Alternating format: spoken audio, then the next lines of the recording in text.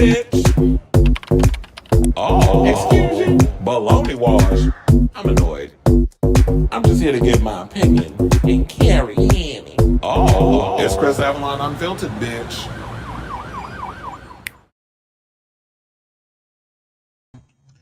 Hey, everybody. Welcome, and happy Thursday. It's your boy, Chris Avalon, and welcome to a brand new episode of Chris Avalon Unfiltered, a show we basically talk about all things going on in celebrity news, gossip, hot topics, whatever's trending on this good old social media. We yap about it on this show. So, before we get started, can you please do me a solid and hit that like button, that subscribe button, and also be sure to smash that notification button so that way you know when we go live with a brand new episode of Chris Avalon Unfiltered.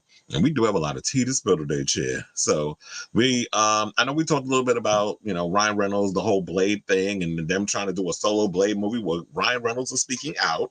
He talked about it yesterday, posted something on his Instagram, and I thought we'd probably just elaborate a little bit more on it. And I think I have a little more to say in regards to that, and some ideas and things of that nature. So we're going to talk about that. Plus, of course, you already know about Miss Jennifer Lopez and Ben Affleck splitting. A lot of stuff came out yesterday in regarding what went wrong with the marriage. I'm going to break it on down. Plus, her ex, A-Rod, threw a little cryptic message out there and threw a little shade. It seemed like, well, I guess everybody's thinking it is. Threw a little shade at Ben. So we're going to talk about that. Plus, they're talking about like all the rings she's accumulated and stuff over the years. So it's about that. Plus, Michael Jackson's estate won a ruling approving a $600 million Sony sale, despite his mother Catherine's objections. So it's about that. Plus, we got ourselves a host of the MTV VMAs. We're going to talk about it and see if y'all are yay or nay for their choice. Speaking of, music and things of that nature, Nicki Minaj is telling people to stop asking her questions about these other rappers out there, meaning JT and Ice Spice. So we're going to talk about that. Plus, speaking of female rappers and rivals, Cardi B is throwing shade at a dumb follower, this is her words, who asked if she was bleaching her skin because there was some pictures that was out there of her being pregnant and stuff, and they were trying to say she's trying to be a white woman. So we're going to talk about that. Plus, congratulations to Ashanti and Nelly because they gave birth to a baby boy. She had about 4 weeks ago. We didn't even know it. Just like we didn't know she was married. I tell you, if there's a way that you could get around with marrying somebody who you were with in a relationship, you broke up, and then years later y'all got back together and then maintained the marriage and had the kids, Jennifer, you need to hit up your ghost vocalist Ashanti and ask her how she able to maintain a relationship and have a whole situation without the world being all up in her damn business. So you can learn a thing or two from your ghost vocalist. Hold on. Yeah, I'm ratchet. I put my iced coffee, Bustelo, because that's all that's in there. I don't put no cream in it. It's black. It's black. So I put it in one of them little Chinese food ice cups because I'm like, bitch, I want it to last a while. Okay, so then we're also going to talk about Lee Daniels talking about how, he apologized to Monique for his precious feud. They was going at it, and, Monique told everybody who would listen, even trying to make stand up about it, and it wasn't funny. But she, was complaining about her issue with Lee Daniels. They worked it on out thanks to T.S. Madison. And because she wanted to bring them two together and they worked it on out and everything. And he said that he apologized, even though he didn't know what the hell he was apologizing for. I was like, yeah, when it comes to Monique, just say you're sorry and keep the shit moving because otherwise she ain't going to let you live that shit down. That's how you shut a woman up. No shade, just saying. Or anybody in a relationship. Okay, so we have that. And then Bob the Drag Queen is giving us a little insight on what we could expect from his turn on the upcoming season of The Traitors. Canada's Drag Race, Canada versus the world star Cheryl Hole, is revealing why she dropped the Hole from her name. Which I could have sworn that when we was doing this show, I did mention a couple of times. I was like, why is she not going by Cheryl Hole no more? She explains it. And RuPaul's Drag Race fans are convinced they got a sneak peek at season 17 because apparently there was an interview that was done by some of the EPs of the show. And there's like a press day or something or another, I guess, because, the Emmys is right around the corner. And what is it? Oh, yeah, the Emmys is right around the corner. So, this is around the time that RuPaul and them be campaigning to win all, the awards and things. And she's pretty much we got a sneak peek, and I got the photos. We're gonna show it. It looks it. They needed to upgrade. I guess after watching that, what do you call it? After watching the Global All Stars, RuPaul's like, we need a little rejustification over here. But I do wonder, like, what would the timeline for that be? But anyway, so we got that plus T.S. Madison, because that's what I'm working on right now, because I realized I was missing a lower third for one of the topics. T.S. Madison is explaining why there will never be enough RuPaul's Drag Race. So we have that and a whole lot more. And if anything else pops off, y'all know how it works. If anything happens during the live, y'all know to drop it in the comments, and we'll talk about it. Okay, so let me hit my banner. I see there's no comments and stuff like that. We usually open the show, so I'll just get right into it. But one of the things I didn't mention, and I did this on purpose. So there was a story that I had came across. Actually, I think Robert sent me something. Friend of the show, y'all know he always be in the comments.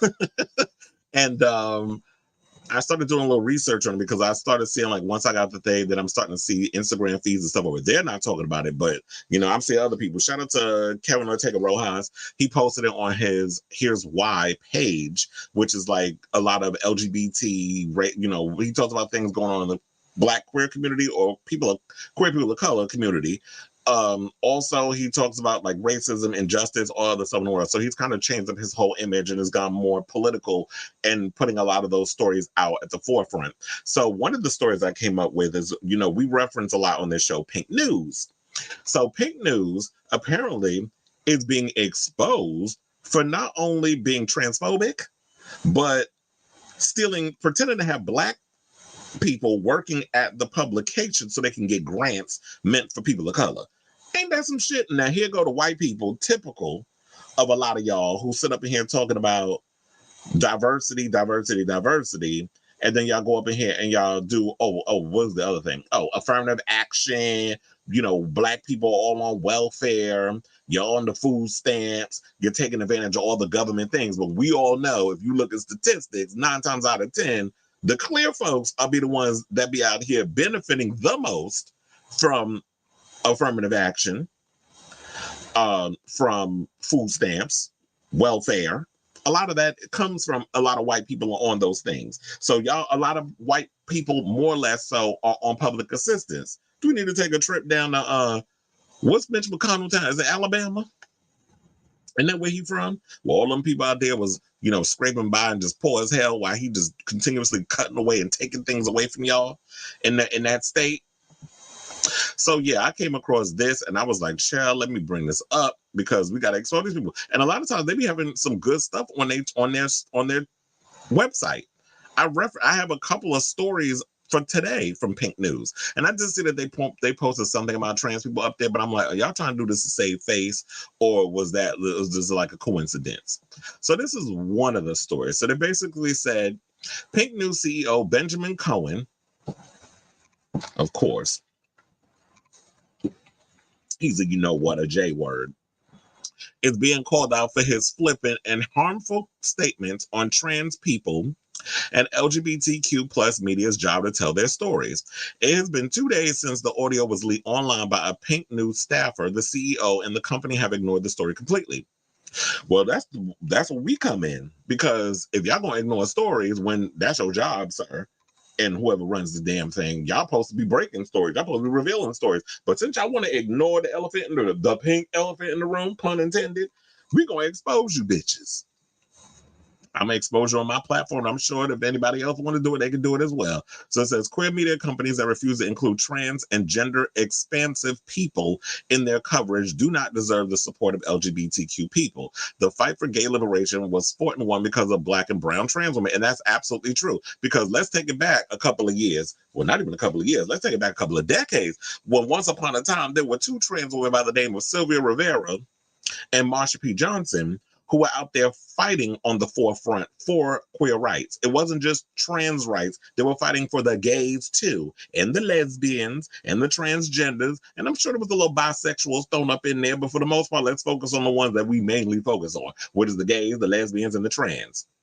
Bisexual, I know y'all still got y'all issues not even believing that there's a such thing as bisexuality. But that's a whole nother conversation for a whole nother day. But for the most part, they were out there on the forefront fighting with queer people. When it came down to the whole AIDS Holocaust, who you think was in them hotel, in them rooms taking care of the gays? It was the trans and the lesbians, because them cisgender folks wasn't up in there trying to wipe y'all ass, wasn't feeding y'all food. They left the food on the damn floor outside the door or whatever because they didn't know what this disease was. We seen Pose. And if you watch you listen to people who are survivors of the AIDS Holocaust, they'll tell you what it was like in those days. So to sit and dismiss the very people who helped you, child, I'm gonna just have to be uncut with my mouth. You faggot ass crackers, to help you get to where y'all are, and for y'all to just dismiss these queer people of color like they wasn't out here helping y'all get where y'all need to get. And when you get there, it's like, oh, well, thank you, but fuck you. That's the that's the thing that irritates me about our community. And I'm not going to sit up here and try to act like we all kumbaya and stuff. Like, I'm going to expose shit the way it need to be exposed, because I'm tired of it. I'm tired of you white people with y'all fucking money looking down on trans people of color like they ain't shit, or queer people of color like we ain't shit. But if it wasn't for a lot of us marching and pushing and fighting for the things that we need to get, including let's bring in the Stonewall riots, a lot of you bitch ass motherfuckers wouldn't be where y'all are today. You wouldn't be able to have the things that you have today. But of course, we do the dirty work, and y'all just come in with the broom and sweep up the dirt and throw it in the garbage and act like the shit ain't happened. That's what y'all do. So for y'all to sit up in here and try to act like that gay liberation didn't start with trans people, that shit pisses me off. Let me click this thing because I didn't look at the next page. I don't know if this is the leaked audio, but we're going to see. Oh, no. So this is the guy, Benjamin, come a piece of shit. Child, why do I want to knock him in his face? I mean, inside, because I can't stand people like that. These little fake ass people with their smug ass looks who try to act like they better than people. I can't stand a bully. I can't stand people that try to act like they better than anybody. I thought I pulled the other thing up. But yeah, oh no, this is the other page. So they basically was like pink news whistleblowers, because people were wondering, well, y'all was here for it. All of a sudden now y'all want to come out and complain and put people on blast, but y'all was here for it before. And it's like, okay, well, first of all, I think a lot of y'all that jump in the comments with that narrative, how about you do your homework before y'all start running off at the damn mouth? Because homework was done. And I'm gonna get to the assignment in a minute. But apparently, Pink News whistleblowers shared screenshots of the company regurgitating old content made by Black staffers after they left the company over alleged experiences with racism in order to appear as though the content was new. The company wanted to exploit ad agencies that sought to work with organizations that employ Black people. The company also described itself as the biggest minority-owned publisher, despite being owned by 4 white men. Now, child, that's another cackle for me, because now, if 4 white men, probably all Jewish, but if 4 white men run the company, but y'all want to act like y'all diverse, shouldn't there be a queer person of color that should have been a part of the 4? Because that don't make no sense. How y'all 4 white men run the company, talking about y'all diverse, but there's not any people of color that work there? And you want to know something? A lot of you don't think that it's only going to apply to Pink News, because if we need to exploit out, if we need to exploit queerty, if we need to expose a lot of y'all over there too, y'all better make sure y'all shit is diversified, because if y'all doing the same shit they doing over at Pink News, we're going to put y'all ass on blast. I'm wondering, is them.us, I think that's the name of the site, is that them website, is that queer owned, or a lot of queer? Because I remember when I went to the season 15 premiere of Drag Race, and I was working the red carpet and all the other stuff when the Queens was coming. Well, I think it was a pink carpet, but when I was working the event and stuff for season 15 Queens, the season that Sasha, Mother Sasha Colby won, them was there, and there was some queer hipster type. That the way they looked, they gave me queer hipster tees, and they were people of color. They were Black. I don't know if they was all Black, but when I see brown or beige fluorescent beige. I'm assuming that, you know, if you're a person of color, you're a person of color. I'm not going to sit and try to determine, okay, maybe that one's Latino or this one's black, this one, whatever. So I applaud those people for being whistleblowers and stuff. And the fact that, you know what, when these white queer publications want to come out here and try to act like they're diverse and they for the people when they not, then it's our job to expose them. But some of the people in the comments, one said, so the employees were okay with it before Pink News dropped the trans stories. And Kevin went and responded to Brian Japan, because that's his name, said the writers say they complain about all the issues and have been ignored by the company, so they took to social media to expose them. And that's what you need to do. Like when you have these issues of your company is not listening to you and listening to what you have to say and allowing you to be heard as a person that's working here, because a lot of times we all have intentions when we go into places. Like I'll say for me, if I go and apply for a job at a certain place, I have my intentions of going in and try to change up the thing and make this thing a much better situation, diversify the portfolio, whatever you want to call it. But then when the people at the top present this image, but then when you get in that room, because they always said you can't change nothing until you get into the room, and then you get in the room and with them people, and then you realize, oh, they're not interested in really changing shit up in here. When you basically came in for that, you came in because you wanted to be the change you want to see, which is what Gandhi said iconically. And then when you get up in there and try to be the change you want to see in the world, and these people don't want to present that, then it's like, okay, well, if I'm not being heard, then I'm going to use this little thing called the internet and put you bitches on blast. But you all thinking that by ignoring it is going to resolve the problem?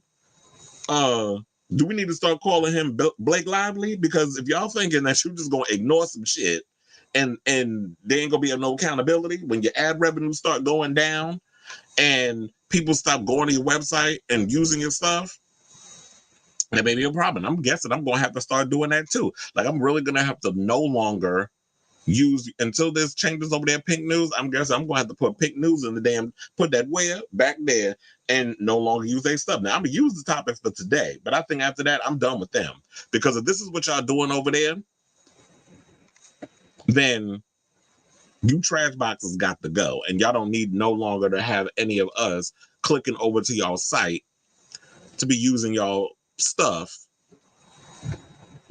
as reference or for a story. There's other websites that I can go on that give proper queer representation. It also goes to show that, you know what, it comes down to it that we kind of stop expecting these white publications to come in and tell our stories. We got to do it ourselves. But another person put, and I'm going to put this to bed, they said, I work for the Canadian Center for Gender and Sexual Diversity in Canada, and they use similar fraudulent tactics. The queer community is not exempt from the frauds and losers. Absolutely. Because then when there's a story that came out about some woman that was, I guess, I don't know if she was a CEO, I don't know what her position was, but she worked at GLAAD, and they were someone that she was getting kickbacks, and she was spending money on expensive hotels and trips and things of that nature. So they all do it. If y'all be out here thinking that GLAAD and all these other corporations really care about us as a people, then I guess I got Jennifer Lopez's rings in my house and I could sell it to y'all on motherfucking eBay if that's what y'all want to believe.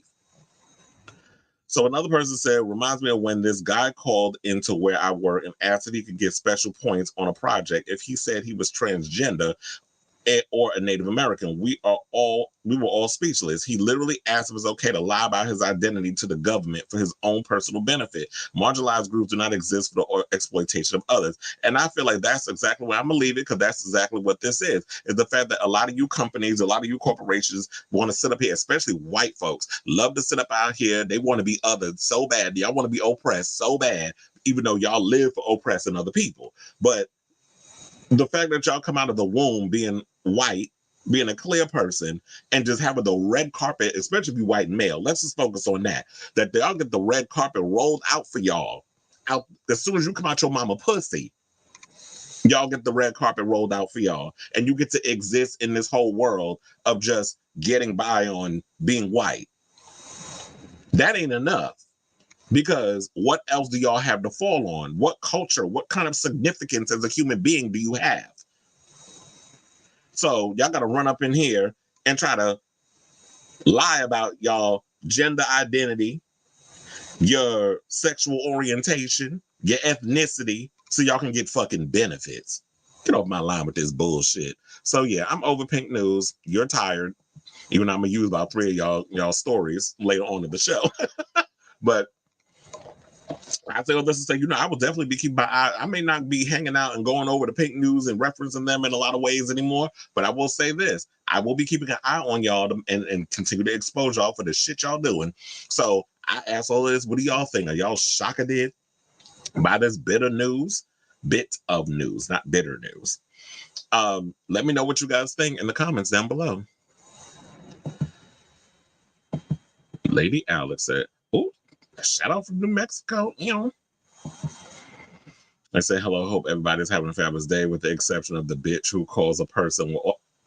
Child, don't even get me started on Man Coulter. Did you see what I read her down to the floor? First of all, I posted it. I tagged the bitch in it on Twitter. I don't know if y'all seen it, but I'm gonna tell you what it said. Please hold.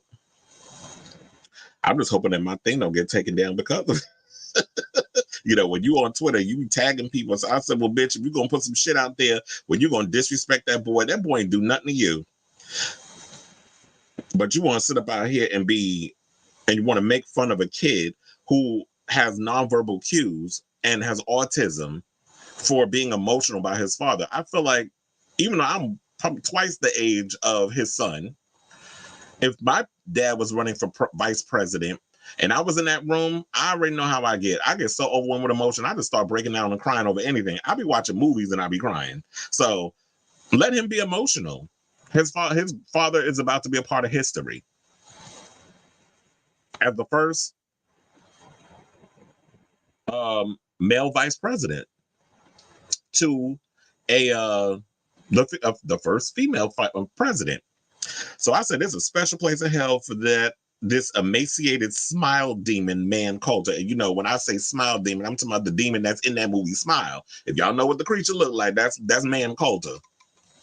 It's weird for this kid to show emotion for his father, just like it's weird for her to have a vagina drier than the Sudanese desert. And that's what I said to that bitch. I tagged it in it, and she could choke on a bag of dicks. That's if any penises want to get near her ugly ass. So there's that. And then Ron said, I remember logo canceled.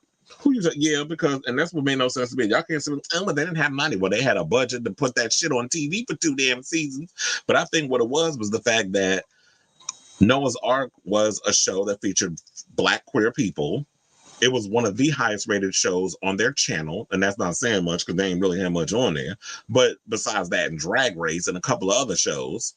And I like what Logo was doing, but it just felt like that they really didn't invest as much into it as much as they did. And I'm so glad that when I got straight out of college, I had 2 choices. They were like, you could work at VH1 or you could work at Logo. And at the time, this was like literally maybe a season into I think it was like around season 2 of Drag Race. Like it was in the early stage, like in the very beginning when Drag Race first launched a Logo.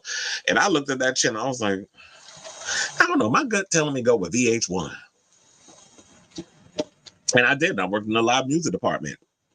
So first day I worked on hip hop honors, and then I worked on storytellers and all that stuff. So I remember those were the days. I loved working at VH1. Oh yeah, one of my friends was telling me they didn't know that, and it was like, oh, y'all announced the host of the VMAs, but you ain't tell us who the nominees and the performers. I said, where the hell you been? First of all, they revealed the nominees and the performers last week. Like where have you been, sir?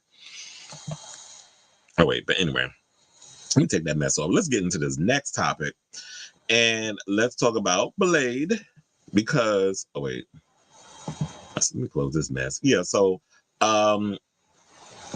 Ryan Reynolds, we talked about a little bit, I think last week. Well, we talked about it recently. I'll just say that because I don't ever remember. I'd be doing so many damn shows that I don't remember when the last time I talked about a certain topic. But I know recently we talked about, how everybody was excited that when Wesley Snipes made his cameo in Deadpool and Wolverine, and how a lot of people online was speculating and saying, like, you know what, with him being in there and him getting the most applause and reaction from the audience, because I remember out of everybody that popped up was saying, like, yeah, everybody was happy to see Gambit, everybody was happy to see Elektra, everybody was happy to see X-23, even though they ruined it in the damn commercial, which I thought was stupid, and I'm still standing on that. Kevin Feige told me, well, we had to ruin it because she wanted to go to the premiere, and I'm like, how many actors do you know go to premieres and and then a lot of us don't be thinking, oh well, they in the movie? I mean, we all had our speculations on who we thought was going to be cameoed in the film anyway, including there was rumors that Halle Berry was in the film. And then we come to find out that she wasn't in the film, because she revealed in the interview when she was promoting that horrible-ass movie that she got out, The Union, on Netflix. Yeah, the movie is terrible, and her and Mark Wahlberg have no chemistry, but quiet as it's kept, Mark Wahlberg, I don't even think has chemistry with his real-life wife. I don't think he has chemistry with anybody. Like, he's not a good actor. And that's no shade. First of all, everybody knows Donnie's the one with the real talent. He was talented with the music, and he was talented with the actor. I guess Mark Wahlberg sucked the right dick. Let me not go there. Let me just keep it to the situation. But anyway, everybody thought that Halle Berry was in the movie. People thought James Marsden was in the movie because there was rumors floating around that Cyclops was in it. They saw him on the set, all that other stuff. So there was a lot of stuff going on. People didn't know who was going to be cameo in the film. They could have lied and they could have had her lie, Daphne Keane, and said that, oh, I'm here to support Hugh Jackman because we did a movie together. We were in Logan. So after that, so that was my only gripe with the whole situation. But now, Ryan Reynolds is saying that after all, seeing the reception of how people took to Wesley Snipes, I guess he was seeing all of us talking about it on social media, because now he went on his Instagram and he's campaigning for, speaking of Logan, an Old Man Logan-esque Wesley Snipes solo movie. So please hold as we go over to Ryan Reynolds' Instagram, because he posted a carousel of photos of them on the set in the little cave sequence. This is the scene when they start to make the cameo. Wesley got the fake vampire teeth in his mouth. And so shout out to EW as an Entertainment Weekly for this news. They said the Deadpool and Wolverine star posted a carousel of photos featuring Snipes on Instagram. To Instagram on Wednesday, writing, the reaction when Wesley Snipes entered the movie is the most intense thing I've ever heard in the theater. People screaming with uninhibited joy and love is also the sound of a legacy. Now, beginning in 1998, Snipes played the day-walking human vampire hybrid Blade in a trilogy of films produced by a little company that hadn't yet taken over the entertainment industry, Marvel. He reprised his role in a much-feted supported part in Deadpool and Wolverine as part of a resistance contingent who joined up with Reynolds' Deadpool and Hugh Jackman's Wolverine to defeat the villainous Cassandra Nova, played by Emma Corrin. Now, I did like Cassandra Nova, but y'all already know I told y'all, first of all, I felt like she wasn't even though I like Cassandra Nova and she is pretty brutal and ruthless in the comics, I don't feel like they really made her as scary enough. And as a villain, I just felt like they kind of wasted her. But it was good seeing her in the film, though. Because who knows? Maybe they were so focused on the cameos and focused on the banter between Deadpool and Wolverine, y'all forgot that y'all had a villain in the movie. Y'all could have gave her a stronger plot. But anyway, so he said, more Blade, please. #Daywalker, a Logan-style send-off. Specifically, Reynolds concluded his Instagram caption, referencing the highly acclaimed 2017 superhero movie following Jackman as an aged Wolverine. And that's why I said, I truly believe that Ryan Reynolds saw a lot of us talking about it on social media. I'm sure he was like a lot of actors do this, but I won't say a lot of them, but a couple of them. When a movie comes out, they'll kind of sneak in the theater and they'll try to see what people's reactions are. And I think that's pretty cool, that when actors who are really passionate about the films that they've made and they want to see, okay, how's the audience reacting to what we're doing and all this stuff. So Will Smith did that for the last Bad Boys movie. He actually showed up at the theater, and when he was leaving, that's when people recognized him. But he said, and he posted on his social media, he was like, I'm in the movie watching Bad Boys to see how everybody's acting, and they don't even know I'm in here. And then as he was leaving, that's where everybody was shocked. And they gagged, and they got a couple of photos and stuff with him, which I always think is cool because it makes you feel more personable with the fans. So I actually like that. So now in regards of this situation, we already know the history of these two, that they did a movie together called Blade Trinity. And we all know the story that they didn't get along on the set, and he was like, "Oh, I thought you hated me." He even plays up that joke in the movie. But it's nice to see that, you know what, with time and age, you know, it comes wisdom, and the things that bothered you 20 years ago, you're not still holding that grudge. Well, at least as men, we don't. I'm the same way. When time passes, I'm like over it. I'm like, okay, well, yeah, we didn't get along then. I mean, we had issues, whatever the situation was. It is what it is. But I'm not really harping on that. And we know that, you know, Ryan Reynolds and Wesley appeared with each other because Ryan Reynolds played Hannibal King, who is from the Tomb of Dracula comics. And we all know that Blade Trinity was not a good movie. You know, as much as I like David S. Goyer as a writer, he's not a good filmmaker. And we already know the drama that happened on behind the scenes over the years because Patton Oswalt has spoken a lot about it. And I think he's like the only one, if I could think of off the top of my head, that spilled the tea in regards to that film, because Wesley hasn't really mentioned anything, or maybe he did and I just don't remember. And Ryan Reynolds, he'll make jokes about it, but he didn't really like go in and speak about it. The only one who we know that has gone and done full out interviews telling tea about what happened, spilling tea about what happened on the set of Blade Trinity is Patton Oswalt. Because he's not really much of an actor. I think, well, he's more of a comedian and stuff, but he doesn't really do movies like that. So I guess he had nothing to lose. And I always like when the comics be out here just telling every day. It's like, that's not my bread and butter. Yeah, I'll pop up every now and again in a movie, but as a comedian, I'm going to just be out here telling my jokes. So I say all this to say, I would actually be here for a Blade Logan, an old man Logan style solo Blade film. I do feel like after the disaster that was Blade Trinity, that Wesley deserves his final shot on the screen. I feel like 20 years have passed. What they could do is kind of take more of a post-apocalyptic turn with Blade, and he could be like trapped in a tomb or something or another, and then he gets rescued by this resistance team or something or another. I don't know. Maybe you could bring Hannibal King back as another, not as Ryan Reynolds, but a new younger kid, Hannibal King, running a resistance, and then he comes and he's looking for Blade to help them take down whatever big bad that y'all can develop. Lilith, who knows? Just come up with something and just do like a full-on balls to the wall, R-rated, action-packed Blade type of movie. Just a lot of blood, a lot of killing of vampires. Just go full R with it. Because I feel like at this point, we have no idea what's going on with this Mahershala Ali Blade. I think at this point, Mahershala need to walk away. He's in his 50s already. It's been almost 6 years, or maybe it's even 6 years since we've gotten this Blade movie off the ground. Directors are coming and going, writers are coming and going. Y'all can't figure out where the hell y'all want to tell this story. So I feel like we need a standalone Blade film. I feel like because the energy and people are so energized, especially after seeing Wesley Snipes on the screen, I think something needs to click in the minds of the execs over at Marvel and Kevin Feige and be like, you know what? The audience kind of wants this. We were excited, and I use past tense intentionally. We were excited with Mahershala Ali being on board, but since y'all taking so damn long, since y'all can't figure out what the hell y'all doing over there, could y'all just give us Wesley as Blade? Because yeah, you can pass the torch and have somebody else play the character if y'all decided, you know what? Let's take a break. Let's take 5 years to figure out what the hell to do with Blade, the reboot.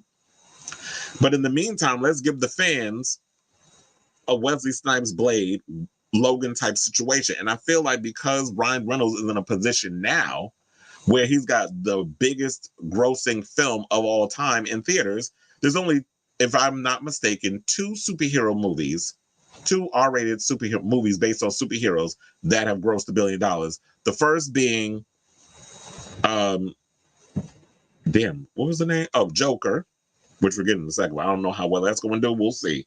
But Joker was the first one, and now we have Deadpool and Wolverine. But I don't know, but I have to check that. I don't know if Deadpool and Wolverine has surpassed the Joker. I think it has. So it may have dethroned it and has become officially the #1 movie. Which, quiet as it's kept, I'm not surprised because Deadpool and Wolverine, in my opinion, has more going for it than Joker. Joker was giving me like, okay, so you just stuck this alternate universe version of like a Martin Scorsese Mean Streets type of film. Mean Streets, Taxi Driver, like it was giving me that vibe. So I say all this to say, like, yeah, I'm definitely here for an old man Logan type, old man Logan type Blade film. And I feel like that at this point, yeah, Mahershala Ali needs to just walk away. He's already filming a new movie. He's doing the new Jurassic Park movie with Scarlett Johansson. So he's off doing other things. And I feel like I don't want to say that he's aged out of the Blade role, because I feel like black don't crack. He still looks good for his age, and you can make it work with him. But at this point, the way y'all taking too damn long, and he ain't getting any younger.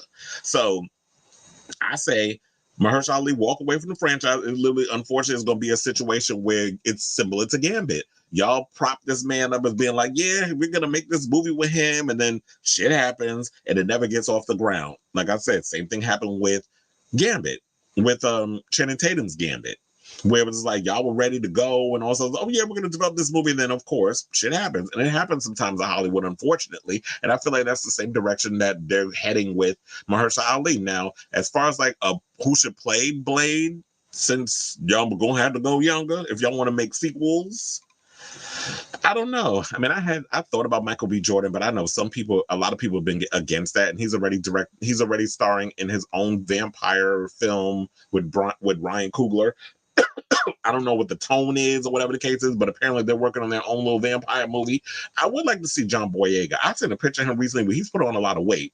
Not that he's fat, but he's like bulked up. And I'm like, I could definitely see John Boyega taking on that part or whatever. But if y'all can find somebody younger, if y'all don't want to go with him, then we'll see. But John Boyega deserves to be in the conversation of like action movies. So I say all this to say, what do y'all think of this story? Would y'all be here to see a standalone Old Man Logan style Blade movie with Wesley Snipes reprising the role? We already seen the pictures. If y'all seen the ones I was showing you on the carousel, Wesley was looking good physically. He's on point. He could definitely take on the role, and he definitely, from the action sequences we've seen him in the film, he could still kick ass. And even if he can't do the stunts like he used to do 20 years ago when he played, well, I would say, 99, 98, that was like 30 years ago, but it's been 20 years since Blade Trinity. The role that he played a little over 3 decades, well, 25 years, I should say, because it was 98, 99. That's like 25, 26. I said 30, but you know, my math. You get it. It was 20-something odd years ago. He, he can probably still do those things, and that's perfectly fine. That's what stunt doubles are for. So if you need him to do crazy wired things, there's always tricks in the trade in Hollywood. We know Wesley can kick ass. We know he's a good action movie star. We know he's got the black belt stuff, but they're not gonna make him do nothing too damn crazy. Like, he ain't trying to be out here to be Tom Cruise jumping out of freaking helicopters and shit. Y'all can figure out a way to make it work. So let me know what you guys think of this story in the comments down below. Okay, so now let's move on and let's talk about Hannaful, the story of the hour. And there's a lot of tea we got to spill on this situation. So let's get right to it. So, the other day we were doing the show, the last time we did a show, which was 2 days ago. I was just minding my business as I always do. I was doing a show. I was grilling tea.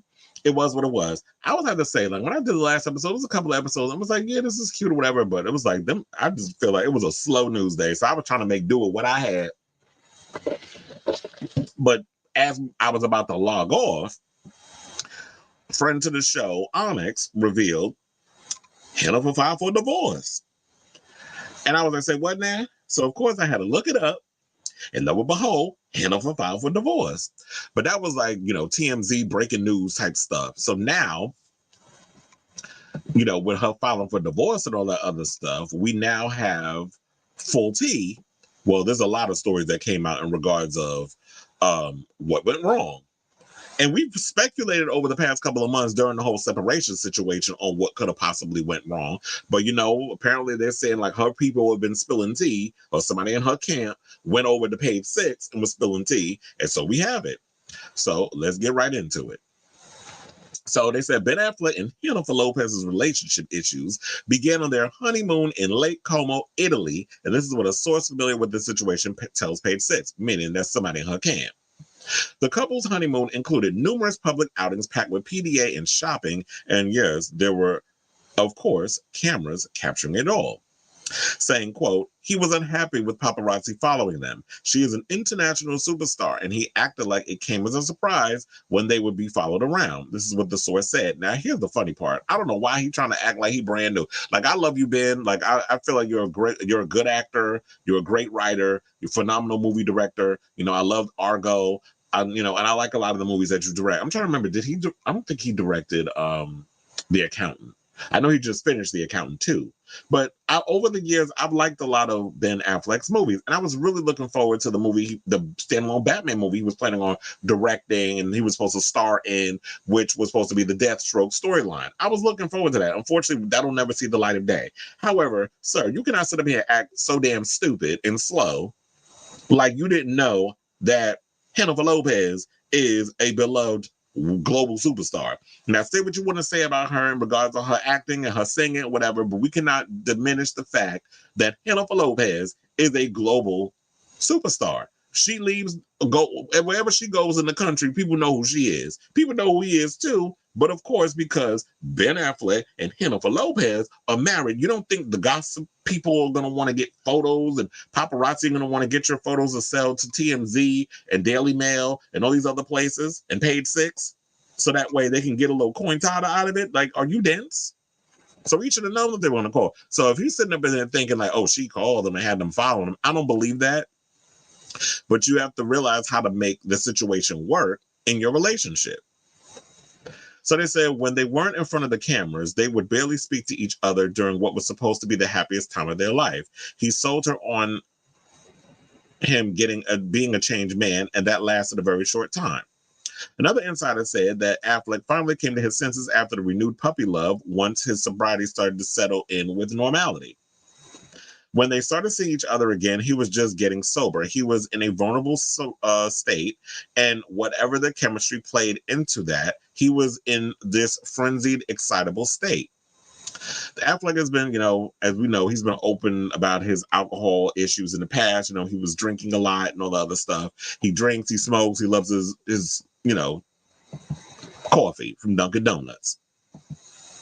But people also need to remember that, at the time, I feel like y'all both were in a vulnerable state. He was vulnerable with his sobriety and all that other stuff and coming to terms with that. And I guess was feeling like, oh, I need somebody to lean on. And he probably couldn't lean on Jennifer Garner because she probably was tired of being his, sponsor when that's not her job. Her job is to take care of your kids and to try to be, whatever she was at the time. But once y'all get a divorce, she's not beholden to trying to help you as a grown-ass man figure out what you need to do with your life. Now, with Jennifer, she was going through her vulnerable stage too. Because remember that A-Rod got caught flirting on social media in the DMs because she exposed it with the girl from Southern Charm. She went on that podcast and started spilling tea about A-Rod was sliding her DM trying to get with her. And talking about, I ain't no side chick. And that's what he wanted. So he was out here laying low and spreading the wire behind Jennifer back. And she found out about it. And then they went and they parted separate ways. And she was like, oh, well, we realized that we're better off as friends. Child, yeah, that's some PRBS. Because it's like, how do you want to sit up here and say that was, oh, we just realized we was better off as, no, you was trying to save face because you was embarrassed because that man, being the man that he is, Latino, don't know how to keep his dick in his pants. So he wanted to be out here having a harem of women. And Jennifer was like, I'm a one-man woman. I'm not out here trying to share dick with no other women. So it's either me or nobody else. Or you're just going to have to lose me. So all of that other stuff, and this is why I said y'all should have been so quick to run and get married, because in a relationship in general, you really have to just push through that honeymoon phase. And then once you get through that honeymoon phase, then you start to really see like, okay, is this the person I want to be with? Have they changed? Has the leopard changed his spots? And that's usually what happens. Like once you get past the honeymoon stage, this is how you know people's habits. Because they stop trying to hide that stuff from you. Do they poop with the bathroom door open? Are they Are they messy? Or, all those things, all the little habits that would probably bother me because I'm a Virgo. Shout out to Virgo season. It officially kicked off today. So shout out to my people. So, you know, what the little things that be bothering us that we can and cannot tolerate, that's what we be thinking about. And so if you can't get past that, because I'm like, damn, that was quick. When they were sitting up here talking about, oh, well, it was like on their honeymoon in Italy, especially. And I do agree with the fact that he did humiliate her because you were in your vulnerable state, whatever, but that's not the point. The point was you knew she was in a vulnerable state too. She was just dealing with her stuff with A-Rod. You love bombed her, sending her all them notes, going on interviews to my how you love and you miss and all the other great things you had about her. And you know how she loves love. And you know she believes in them fucking fairy tale Prince Charming Disney-fied bullshit. So you know she gonna easily fall for that.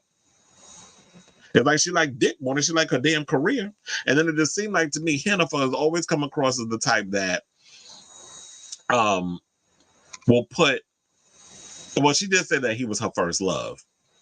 And how, you know, that heartbreak and that out of all the people she was in a relationship with, that was the one that hurt the most. And then her putting this relationship, like always looking for something to fill that void that I guess she wasn't getting growing up. I don't know necessarily if Guadalupe wasn't giving her enough love and her father, David Lopez, wasn't giving her enough love. But clearly, between three girls, somebody was out here fighting and windmilling for the love and attention. You know, celebrities and people who get in Hollywood, a lot of them are just, you know, they lack attention. They like attention, whatever the case is. And I feel like that's what she was out here trying to get that from other people. But in the words of Lauryn Hill, even though her late ass always showing up to concerts, how you gonna win when you ain't right within? That was what she said. So I feel like you need to get right with yourself before you look for it in other people. Because like RuPaul said, now I'm sitting here cross referencing people. Lauryn Hill to RuPaul, if you can't love yourself, how in the hell are you gonna love someone else? That's what he says every day when he signs off, or every episode when he signs off from his shows. Drag Race, the All Stars, and I think even the other one, you know, all the shows that he does, that's what he signs off with. So, you know, I feel like with her going to the court and signing off on everything, she was fed up. She was pissed off because he couldn't figure out what the hell he wanted to do. If he just want to stay separated, or if they were going to go along with, oh, well, should we just part ways from here? What are we doing? And she got tired. So the ultimate stabation of the situation is for her to go down to the court, file the paperwork without a lawyer on their second wedding anniversary from when they got married on the plantation. So y'all want to call it a villa, mansion, whatever. No, it's a motherfucking plantation. That's what the hell he bought. That's what we're going to bring up. So I don't know. So to me with this is like, you know what? She hasn't had a great year. And then we're going to get to the other stuff because there's a lot to unpack. So we have also her ex A-Rod into the chat and try to throw a little shade into the situation and posted the following. So basically it said, you know, according to us, In Touch Weekly, her ex-fiance shared a cryptic quote shortly after she filed for divorce from Ben Affleck. Now, wait, hold on. Let me put that banner up now. So, A-Rod, who's 49, she likes them young, though. I mean, the good thing is they're not too young. I guess maybe the really younger one was Casper. He might have been the youngest one she's been with. But for the most part, it seemed like Hennifer always get with younger men, which I already says you need to just take the Madonna approach at this point. Don't get married no more. You got more rings than Thanos at this point, sis. So you don't need to keep, you know, getting a ring. Because in the words of Kim Zoe said, a ring don't mean a thing. It seems like these days they don't. And we're gonna break down the math in regards of all the rings she's accumulated. Excuse me. Throughout her relationships. So he posted a quote from himself to his Instagram stories late on Tuesday, August 20th, which read, "You either go one way or the other. You might as well be the one deciding the direction." So they said it was Hannah who pulled the plug on the marriage. We already know about all that. And then they said, she and A-Rod were together for more than 4 years. They began dating in February 2017 and got engaged in 2019. See, now that's probably what she should have did. Y'all got together in 2017. You waited 2 years before y'all got engaged. And then, of course, that's when things started falling apart. But still, at least your relationship with him lasted longer than your current husband. And maybe if you would have taken that approach instead of being like, you know what, we almost made it down the aisle before. And I think that's what she was thinking. It was, she gets so adamant on, we got to prove the naysayers wrong. And Ben's going along with stuff and not speaking up. And that's what it seemed like to me. Like, she's the one who is the stronger one. She's the one that speaks up and is opinionated. He just whines and bitches and gets mad and defensive, but just is very passive and lets things happen until it's too late. But I was trying to remember exactly what her oh, and this is the worst part. I forgot to bring this up. Ben had the nerve to have "not going anywhere" engraved in Hannah's ring. Well, apparently y'all are going somewhere because y'all not together no more. She said, I'm done with your ass. So yeah, so A-Rod wound up saying all of that. And then last but certainly not least, I said, let's bring up the ring collection. Because they said she's going to keep the $5 million engagement ring from Ben Affleck. And let's show the rings, because this is the rings over the years. This is all the rings. The ring don't mean a thing to you. The ring. That was even though that song didn't go nowhere, that was a bop. The ring don't mean a thing, bitch. So look, don't be fooled by the rocks that she's got, because even though Hannah Lopez has been engaged 6 times, prostitution, and walked down the aisle 4 of those 6 times. Throughout her colorful love life, she has amassed an impressive collection of engagement rings worth a whopping $17 million. Now, the on-the-floor hit maker, who's 52, officially called it quits on her marriage to Ben Affleck. We already know, because she filed for divorce herself on Tuesday. And given her history, it's likely that she would keep the $5.6 million engagement ring from Ben. Now, they said, according to the collection, the stunning piece of jewelry will join an ever-growing collection alongside the pink rock Ben gave her 20 years ago, as well as the rings from former husbands Mark Anthony, Chris Judd, Ohani Noah, and former fiance Alex Rodriguez. Now, back in 2022, Hannah revealed on the Zane Lowe show that they were both so head over heels in love on the second go-round that Ben had "not going anywhere" engraved on her engagement ring as a constant reminder of his commitment.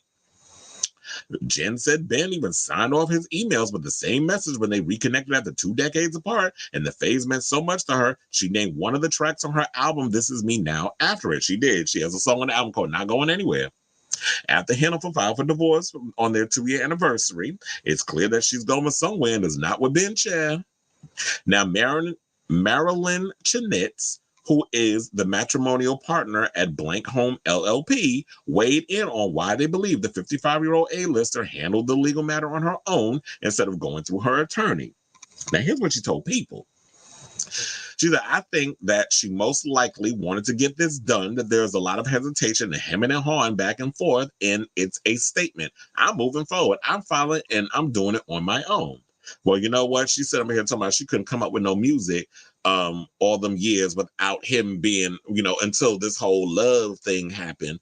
I'm like, most people can't write music when they're happy. Most people write music when they're in pain and they hurt and the heartbreak and all that other stuff. Maybe, and I know some people like, don't encourage her, but but me, in my brain, I'm thinking this is the perfect opportunity for me to get in the studio and start getting with some writers, some producers, and be like, okay, now let's channel a lot of this shit that's been going on the last 2 years with that no good bastard and start making some songs. I don't think we need to call it, well, Dear Ben Part 3, you just trash his ass in one of the songs. That's what you can call it. Dear Ben Part 3, you ain't shit. You ain't never gonna be shit. You ain't ever, just something like that. I don't know. But yeah, it's like you should just take the opportunity to make the music that you want to make. But use that, channel that energy, just get it out. Let it be cathartic. So they said it's a real statement from her saying, I'm moving forward, counsel or no counsel on filing. Now, as for the report that there were no prenuptial agreement in place, the legal expert believes it could be extremely unusual if that were the case. Jeanette said the only time that you see people not having a prenup is when they've put most of their assets in a trust for their children, and those trusts have been established and they wouldn't be a part of the community property. The lawyer also said that whether or not the divorce is amicable will be dictated by Ben's next public move. They said, I think the next step is to see how he responds, and I think that will give us a clue as to what's going on. Well, here's the thing with that. I don't believe that he's actually going to come out and speak on it because, like we said before, he's not gonna. I really don't feel like Ben is going to even be open and honest about the relationship. He doesn't like public speaking. He doesn't like speaking on his relationships. So therefore, he's gonna keep it quiet. He's gonna keep his shit to himself. He's not gonna speak out. You're basically gonna get most of the narrative from her and people that she's gonna be like, oh yeah, I give you permission to speak to Page Six or these other places and all that other stuff. And basically, they confirmed pretty much what I've been saying for the longest. Page Six said that basically Ben reportedly showed no interest in fixing the marriage before Hennifer filed for divorce. And they said she's very disappointed and sad, but Ben hasn't given her any signs that he wants to continue their marriage. He hasn't shown any commitment and interest in making the marriage work. It's gotten to the point that she just needs to look out for herself.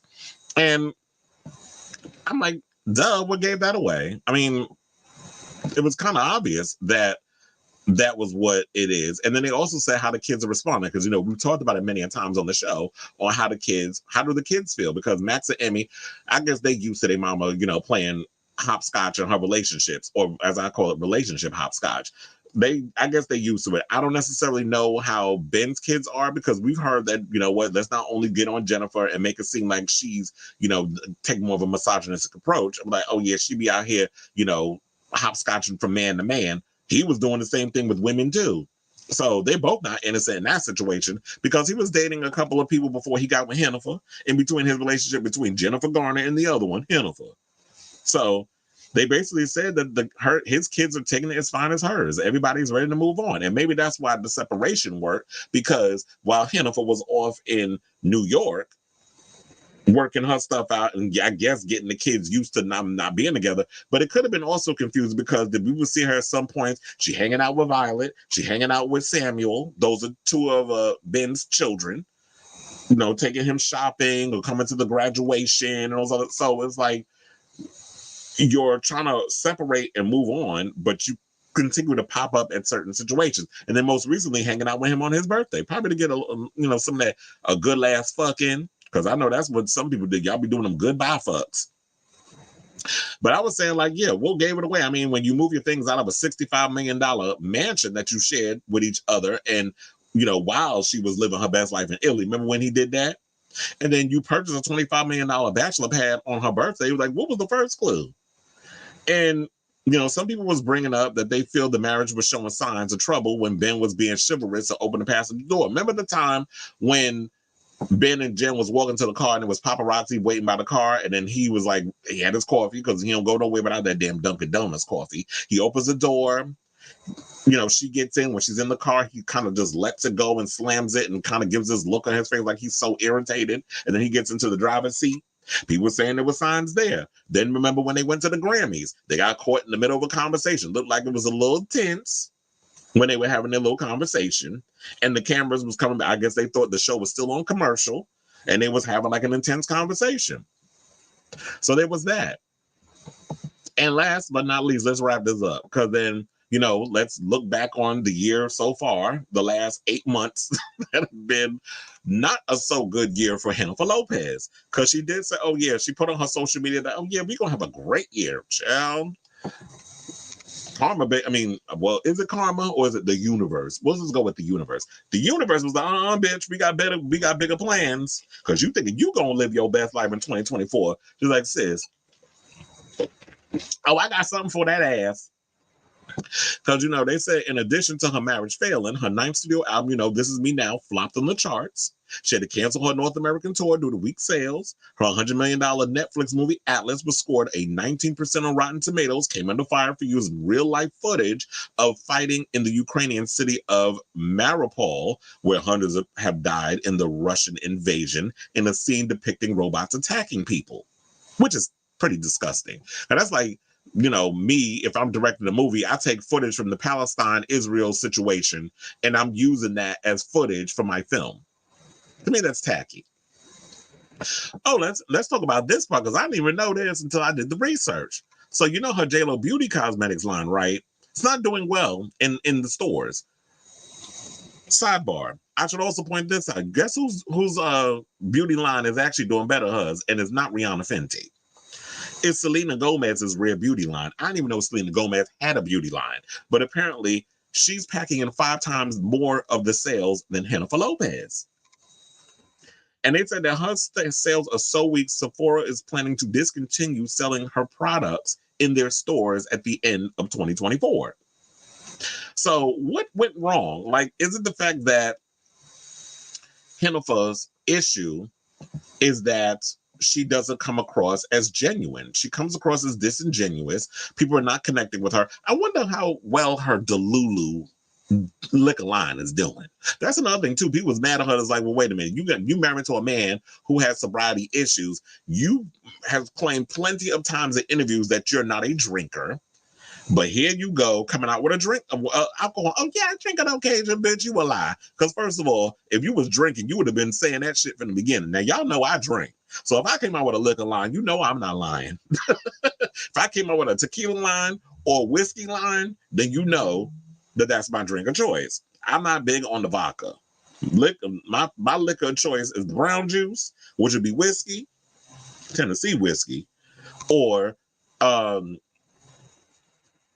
tequila. But if I have tequila, I gotta mix it with something. I need like some lemonade or something up in there. So I'm gonna have to come out with a drink like that, where it's like we mixing it with something, and maybe a little fizz thrown up in there. So maybe we can throw in a little soda water. Like, I don't know. I have to experiment with some stuff if I decide to come out with my own liquor line. But her coming out with a liquor line, it's like, well, why are we supposed to buy your shit? And we know you're not a drinker because you said it in interviews. All of a sudden now, because you coming out with this liquor line, we supposed to believe that you're a drinker. So it doesn't come across, it just seems like she's a grifter. Like, anything that you can possibly squeeze out of people to get money, you're going to take advantage of it.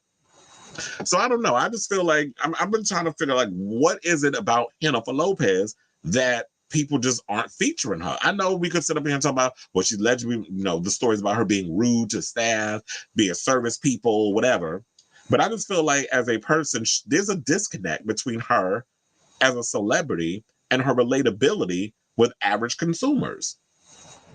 And I don't know, but quite frankly, as long as she continues to present a disingenuous sense of herself, I don't know. I just don't feel like people will be buying her music, watching her films on a global scale, or purchasing her products. So I don't know. I say all this to say, what do y'all think of this story? I know it was a lot because it was a lot of stuff that was coming out within the last 24 hours. There was at least 6 stories, but I had to like zhuzh it down enough where y'all get the gist of the situation. I always have to break everything down piece by piece.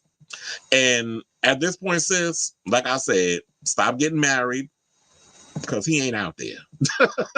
I don't want to sound cold-hearted, like a cold-hearted snake. Shout out to Paula Abdul. I don't want to sound cold-hearted in the whole situation, but I feel like at your big age of 55, at this point, it's like, okay, if you want to look for love in a hopeless place, and you keep that dream alive. Keep hope alive, sis. But at this point, it's like, it takes a real strong man that be willing to put up with a lot of her stuff. And I say at this point, like, get like Jennifer Lopez and Cher and some of the other people. Get you a man, have him blow your back out, and send him on his way. You don't need to be married to the man. You don't need to have him committed. You got your kids. Your kids is your commitment because they ain't going no damn way. They always going to be attached to you. So put all your energy in Max and Emmy. Put all the energy into your career, how to rebuild it, and get people back in your good graces, and stop focusing on chasing after these damn men. Because men ain't shit. Like, I love fucking them. I love sex with men. But it's like, if it happens, it happens. But relationships shouldn't be the end all be all of your existence. And until you learn to figure out what's going on up in this spirit of yours, you're going to keep attracting trash. So let me know what you think of this story in the comments down below. Okay, now speaking of comments, let's get to the tea. Ron said, Jen, stop getting me. Exactly. It isn't. It's not for her. It's like, everything isn't for everybody, and that's fine. That's okay. Once you come to terms with that, it's like, you tried 4 times, sis. Like, when you gonna get it right? Like, are you trying to be the Puerto Rican Elizabeth Taylor? Are you trying to be the Puerto Rican Erica Kane? Like, you don't need to keep running out here getting married all the time. Like, what value is marriage giving you? Like, she needs to get out of this whole state of what she thinks marriage is, because that old institution ain't what it is. It's not what it used to, what it's led up to be. So she needs to figure her shit out. I need to watch the roast of Rob Lowe. Apparently it was meant for Rob Lowe, but it became Let's Assassinate Ann Coulter. The comments are saying Pete Davidson went. I think I remember seeing that Rob Lowe roast. And I can't stand Ann Coulter. I never liked that old skinny, ugly bitch. But they said with the strong, why all these ugly, strong-jawed white women always got something to say? J.K. Rowling, Caitlyn Jenner, they all men any damn way, men looking. Even all the surgery that Caitlyn got, she still get Bruce. And then you got Ann Coulter. These bitches stay out here with their ignorance. And it's funny how the only way you can finally shut up that old dumb bitch from the Harry Potter franchise is by threatening her with a lawsuit. That's her Achilles heel. That's when we get her to shut the fuck up. And this bitch think, oh, I'm gonna just erase all my tweets. I was like, okay, slowpoke. You erasing stuff from your history does not mean it doesn't exist. It'll always be in the cloud. Somebody could always pull it up. People got screenshots. So keep deleting. The evidence is out there. Okay, so it's in a grave, apparently because Ann was there, Rob was roasted, blah, blah, blah. He said, this is me now and void return to sender. Buy a ring from Ariana. Cheryl, she get on my damn nerve. And here's another thing. If you work with Ariana Grande on a song, I'm going to be pissed. I'm already mad at you that you're working with Katy Perry. So if you go and associate yourself with another problematic pop chick, we're going to have some problems. And I know it's like, who are you? I don't know her like that. I live for Charlie, but I don't need her attaching herself to these problematic ass broads. Katy Perry and now Ariana Grande. Call Jack Atnoff. Okay. Well, she need to work with somebody. At this point, I have no idea who would be a good producer for Jennifer Lopez to work with. Maybe she needs to get back into dance music. She also needs to capitalize on the dance, like doing dance music. Dance again, sis. You did a song called that. She needs to get into dance. Stick to your strengths. Dance music. No mid-tempo R&B tracks. Like, that's not you. The voice is not that. Leave that to the professionals like Brandy, who last night I went down a Brandy rabbit hole. Just watch a lot of live videos. People, y'all don't understand. Like, Brandy is that girl when it comes to the vocals. Brandy is that girl where she's inspired so many people. And I feel like she's getting her just due now. Like, I'm noticing a shift in energy when it comes to Brandy's starting to get her flowers. And I'm noticing it. Like, first she has that new movie coming out from A24 that I'm really looking forward to. She was doing an interview promoting it. And they asked her about I Know What You Did Last Summer. I saw that on Twitter and I retweeted it. I think it was from Critical Overlord. Shout out to him. And she was implying that, yeah, she heard some things about I Know What You Did Last Summer. So could it be that Carla is making a appearance in the requel? If that happens, bitch, I'm going to be excited. But if y'all kill her off, I'm windmilling that damn studio. I'm going to find y'all and I'm going to burn it to the ground. Metaphorically, I'm not really going to burn the shit down. I don't do well in prison. I'm not going to burn your facility down. But I do want to, I'm really hoping that she does come back. But if she comes back, it's got to be, within, like, don't do the fan service thing. Like, don't just throw her up in there for the sake of throwing her in there. It needs to work in the way that y'all did Alien Romulus, where it's like, it's a callback to things, but it makes sense why the callbacks are in there. The British political party, Liberal Democrats, want to make Taylor an honorary citizen of London. Well, that's good for them. I did see that she spoke out about the whole thing that happened over there. I did see that article. Now go on your way. Okay.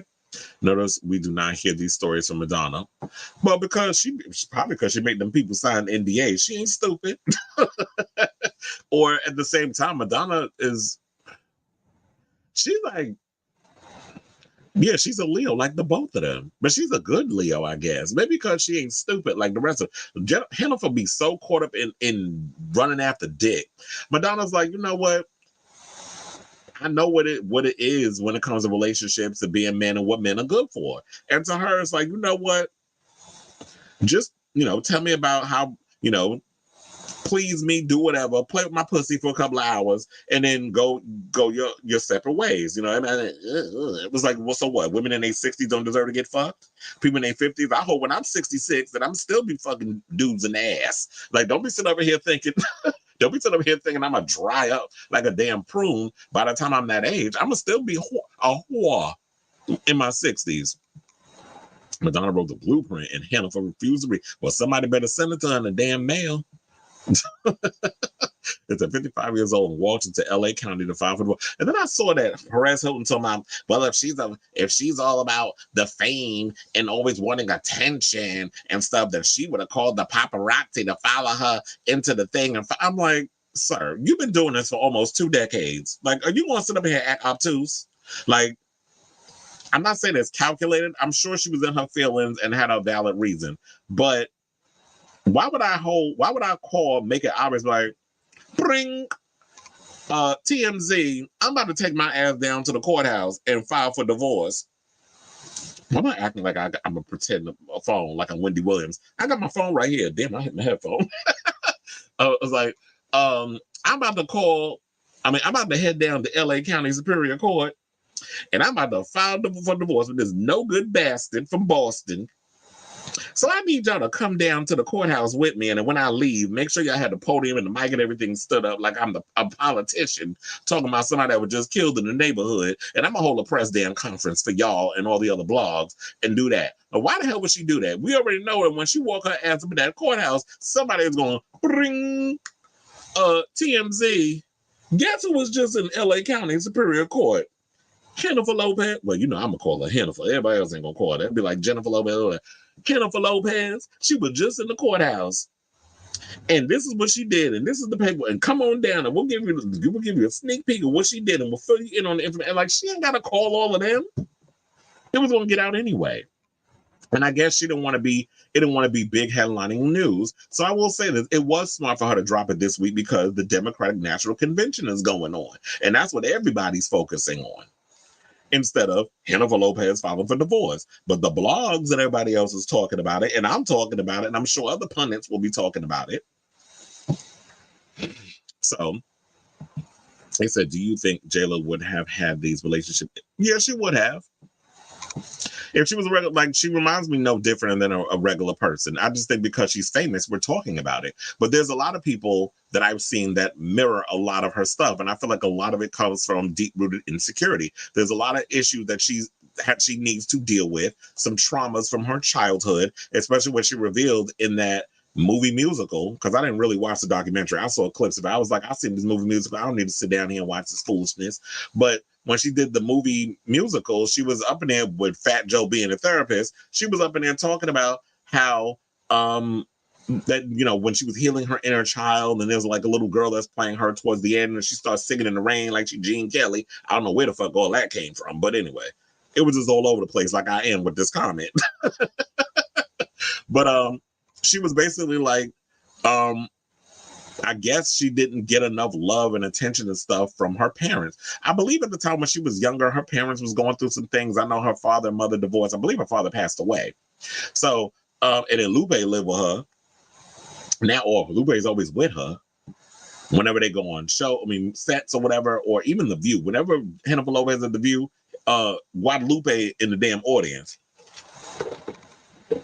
So I do feel like she would have had these issues if she were just regular Jennifer Lopez that nobody knew. I just feel like because she's famous, that's the only reason why we're talking about it.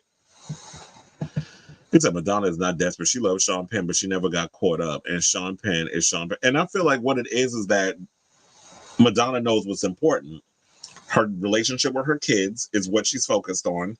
Her career is what she's focused on. And those are the things that she occupies herself with. And I'm not going to sit up here and say like Madonna maybe not selfish in her own ways. A lot of celebrities are self-centered, selfish, whatever the case is. But Madonna's experience of what she went through in life I don't think is the same as Jennifer Lopez.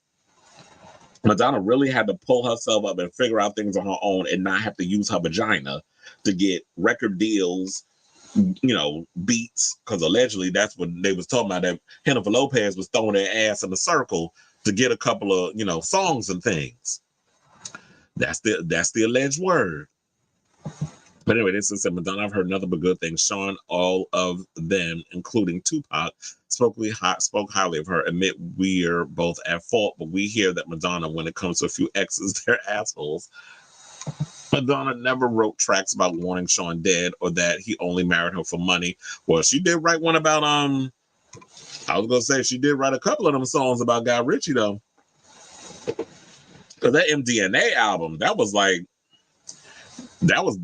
she was going in on his ass, especially Love Spent, which I actually say I do love that performance from the MDNA tour. Although I hate the edits of the MDNA tour when you watch the video, DVD, YouTube, whatever, because it's on YouTube. Whenever I be wanting to watch Madonna stuff and you don't have access to like a DVD machine or whatever, go on to YouTube. And Guy did. I think Guy was because Guy was in the same situation as like a Ben Affleck. Like they're well known in Hollywood and they're respected in Hollywood, but they're not big Hollywood movie stars in a way of like Jennifer Lopez is, where Jennifer is global. She's worldwide. Like she go to Italy, France, wherever. The people out there love her. She go to Dubai, people love Jennifer Lopez. And in Europe, they seem like they appreciate artistry and fame and celebrity more so than we do. We take every damn thing for granted here, apparently, or just act like we unfazed by it all. So, it says so true. She was in the audience with Wendy Williams. How you doing? And Wendy Williams will focus on Lupe when Lopez. Oh, and that was the funny thing. Yeah, she went on The View because I remember when she went and promoted Atlas, she was in the audience. I'm like, God damn, this lady everywhere. They said Madonna lost her mother as a small child and still lifted herself and kept the sanity because she had to help the father raise all the siblings. So Madonna always had she had to grow up pretty fast and then she had to focus on so many other things. I don't think Jennifer and her had that same experience. She had to basically focus on, she was focusing on, I guess, her schoolwork and being in a middle class home with both parents there at the time. So yeah, she didn't really experience that. And then at a certain point, Madonna was like, I need to get out of Michigan. It's so late out here. Like it's boring. I ain't got nothing to do. I need to go make this thing happen. So I'm gonna go to New York. I'm gonna be a dancer. The dance thing didn't really work out. So then she got into music.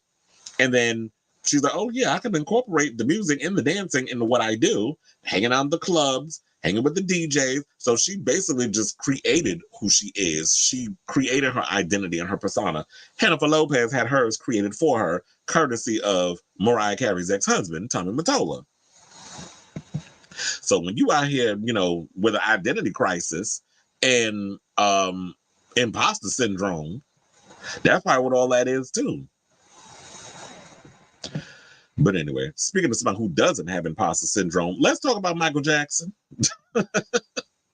Who they said a California appeals court has issued a final ruling that Michael Jackson's estate can proceed with a $600 million sale of the singer's catalog to Sony Music, rejecting objections from his mother that aimed to block the deal. Because we talked about at one point that the mother was trying to aim to block a deal, and I think she was butting heads with Michael's children in regards of giving them permission to, I guess, license his catalog that he worked so hard for to take and own, and the Beatles catalog. I wonder what's going on with that. I wonder if Paul McCartney's still mad at him over that. So the new opinion, which essentially adopted a tentative ruling first reported by Rolling Stone last month, described the secret 2022 Sony deal as a joint venture that estate executors John Branca and John McClane had the right to broker while Jackson's estate remains in probate, a court-supervised process for handling will disputes. Details of the confidential catalog deal were first reported by Billboard and later confirmed by Rolling Stone. Now, in the new 19-page opinion, the three-judge panel described the confidential deal as a transaction that involved transferring a significant portion of the estate's assets to a joint venture between the estate and a third party. In exchange for a large cash payment and an interest in the joint venture, Catherine opposed the deal on the grounds that it violated the terms of her son's will, specifically a provision that says all of the estate's assets must be distributed to the trust, naming his children and mother as beneficiaries once probate closes. Now, in her appellate filings, Catherine argued that allowing the estate's single most valuable asset to be transferred to a new company owned only only party by the estate, was fundamentally inconsistent with Michael's wishes. She says the deal made it impossible for executors to transfer the entire estate to a trust. The appellate judges rejected the position. They said Jackson will give the executors broad powers to manage estate property while the estate remains in probate. So the prior judge did not abuse his discretion when he granted the position for approval of the deal. Well, look, if that's what it says in the thing, that's what you got to go along with, whether she want to like it or not. And they were saying that were the effect of the court's order to give an estate asset to a third party, we might agree that the order violates the will. This is what the three judges in California's Second District Court of Appeal said. But the proposed transaction is not a gift or distribution of estate assets.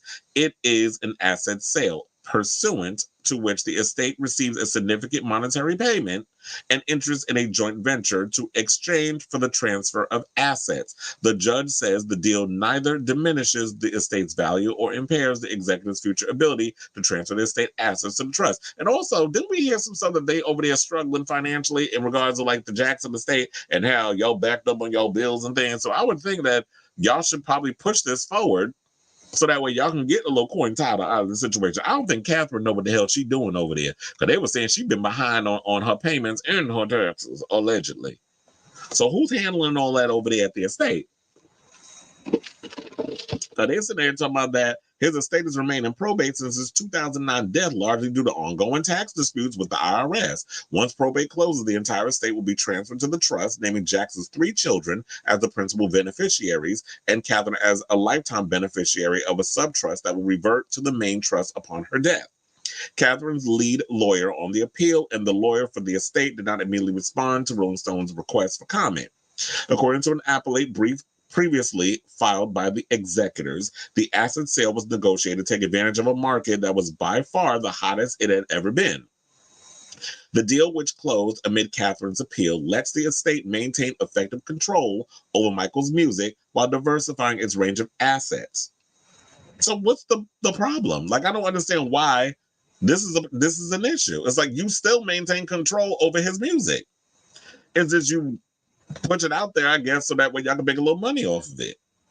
In a heavily redacted filing obtained by Rolling Stone, estate lawyer Jonathan P. Steinappear, I think that's how you say his name, Steinappear, called the deal a remarkable one that gives the estate the best of both worlds in terms of tax benefits and earnings. He said that under the deal, the estate retains the right to control critical decisions related to Michael's name, image, and likeness, and exercise day-to-day control over his trademarks, which is what I literally just said. It's like you have control over all of his things. You have control over his name, his likeness, his image, the stuff, his catalog and all that other stuff. And if y'all are running low on cash, which quiet as it's kept, none of you fucking Jacksons outside of Janet is fucking working.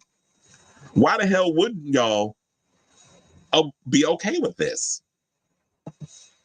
Because what the hell Prince doing in BG, blanket in Paris? She's supposed to be the model, but I ain't never seen her on no damn runway. I ain't seeing her out here like Jules, as in Salon's son, or Kendall Jenner. She'll be talking about how she like eating the box with Willow Smith. That's what I'm seeing what she out here doing on Red Table Talk.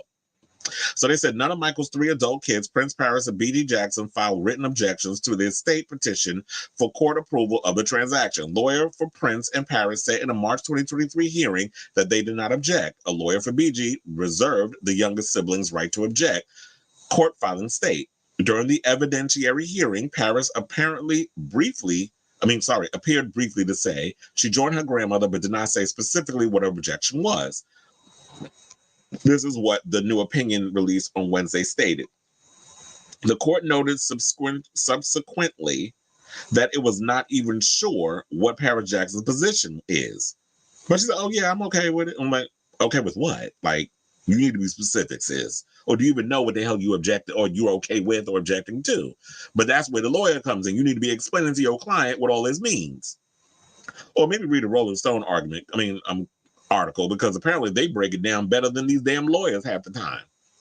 So in March of this year, they said Beatty's lawyer, David Coleman, wrote to the court that his client considered the asset sale of paramount significance, both financially and personally, but that he did not support Catherine's appeal. Coleman said his client initially believed that the executors should prove the necessity of the proposed transaction to the court, but once the transaction was approved, he accepted that the deal couldn't be stopped. The chances of a reversal on appeal were quite slim, and Beatty did not wish to incur further expense in pursuing an appeal. Now, Jackson was 50 when he passed of an accidental OD on the surgery strength and anesthetic propofol, blah, blah, blah. We already know. But they said the final liability paid by the estate will be a tiny fraction of that amount thanks to legal maneuvering. The valuation of one remaining unidentified asset is holding up the final resolution of the tax issue, the state has said. And in the meantime, the IRS continues to have a lien on the estate assets. So once y'all figure out what y'all doing over there with this whole lien, the tax situation, and then, you got the whole lawsuit with James Safechuck and Wade Robson and all that other mess, and then we got the biopic coming out. So it's a whole lot of stuff that's going on with the Jackson estate. But I say, like, I don't see nothing wrong with what a little bump and grind. I don't see nothing wrong with what they doing over here. Like, if y'all are caught up in some IRS type of situation and y'all ain't been paying y'all bills and doing what y'all do over there, so I'm like, damn, y'all don't have like people setting, because celebrities have this all the time. Rich people have this all the time. You have a harem of people. I know I shouldn't use the word harem, but that's what we're going with, collection. A harem of people that handle certain things according to, if bills got to get paid or whatever the case is, if you don't know what the hell you're doing. But y'all should at least be privy to what's going on, because I'm not just going to have people randomly signing off on stuff if I don't know what the hell is going on with the paperwork. Y'all need to be smart in that way. And I really feel like that Michael's 3 children need to be paying attention to what's going on with the finances and things of that nature as well, and don't just be trying to live off that man money, especially when y'all have control over his likeness and his name and things like that. So I'll definitely be keeping abreast of the story as it develops. But in the meantime, what do y'all think of this story?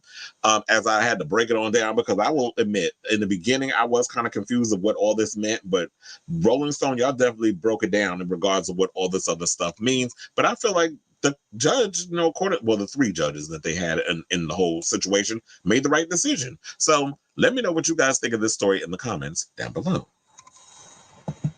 Now, speaking of comments, we got a whole lot. Let's scroll on up. Shade. You say, and Madonna can write music. No way Madonna would have made it out of the 80s if she did not stay focused on right. Okay. I was like, was that shade because we know Jennifer Lopez don't write her stuff or sing her stuff allegedly? He said, just a kid. Was that a mother and father reference? I was just a kid. Oh, mother, why won't you here with me?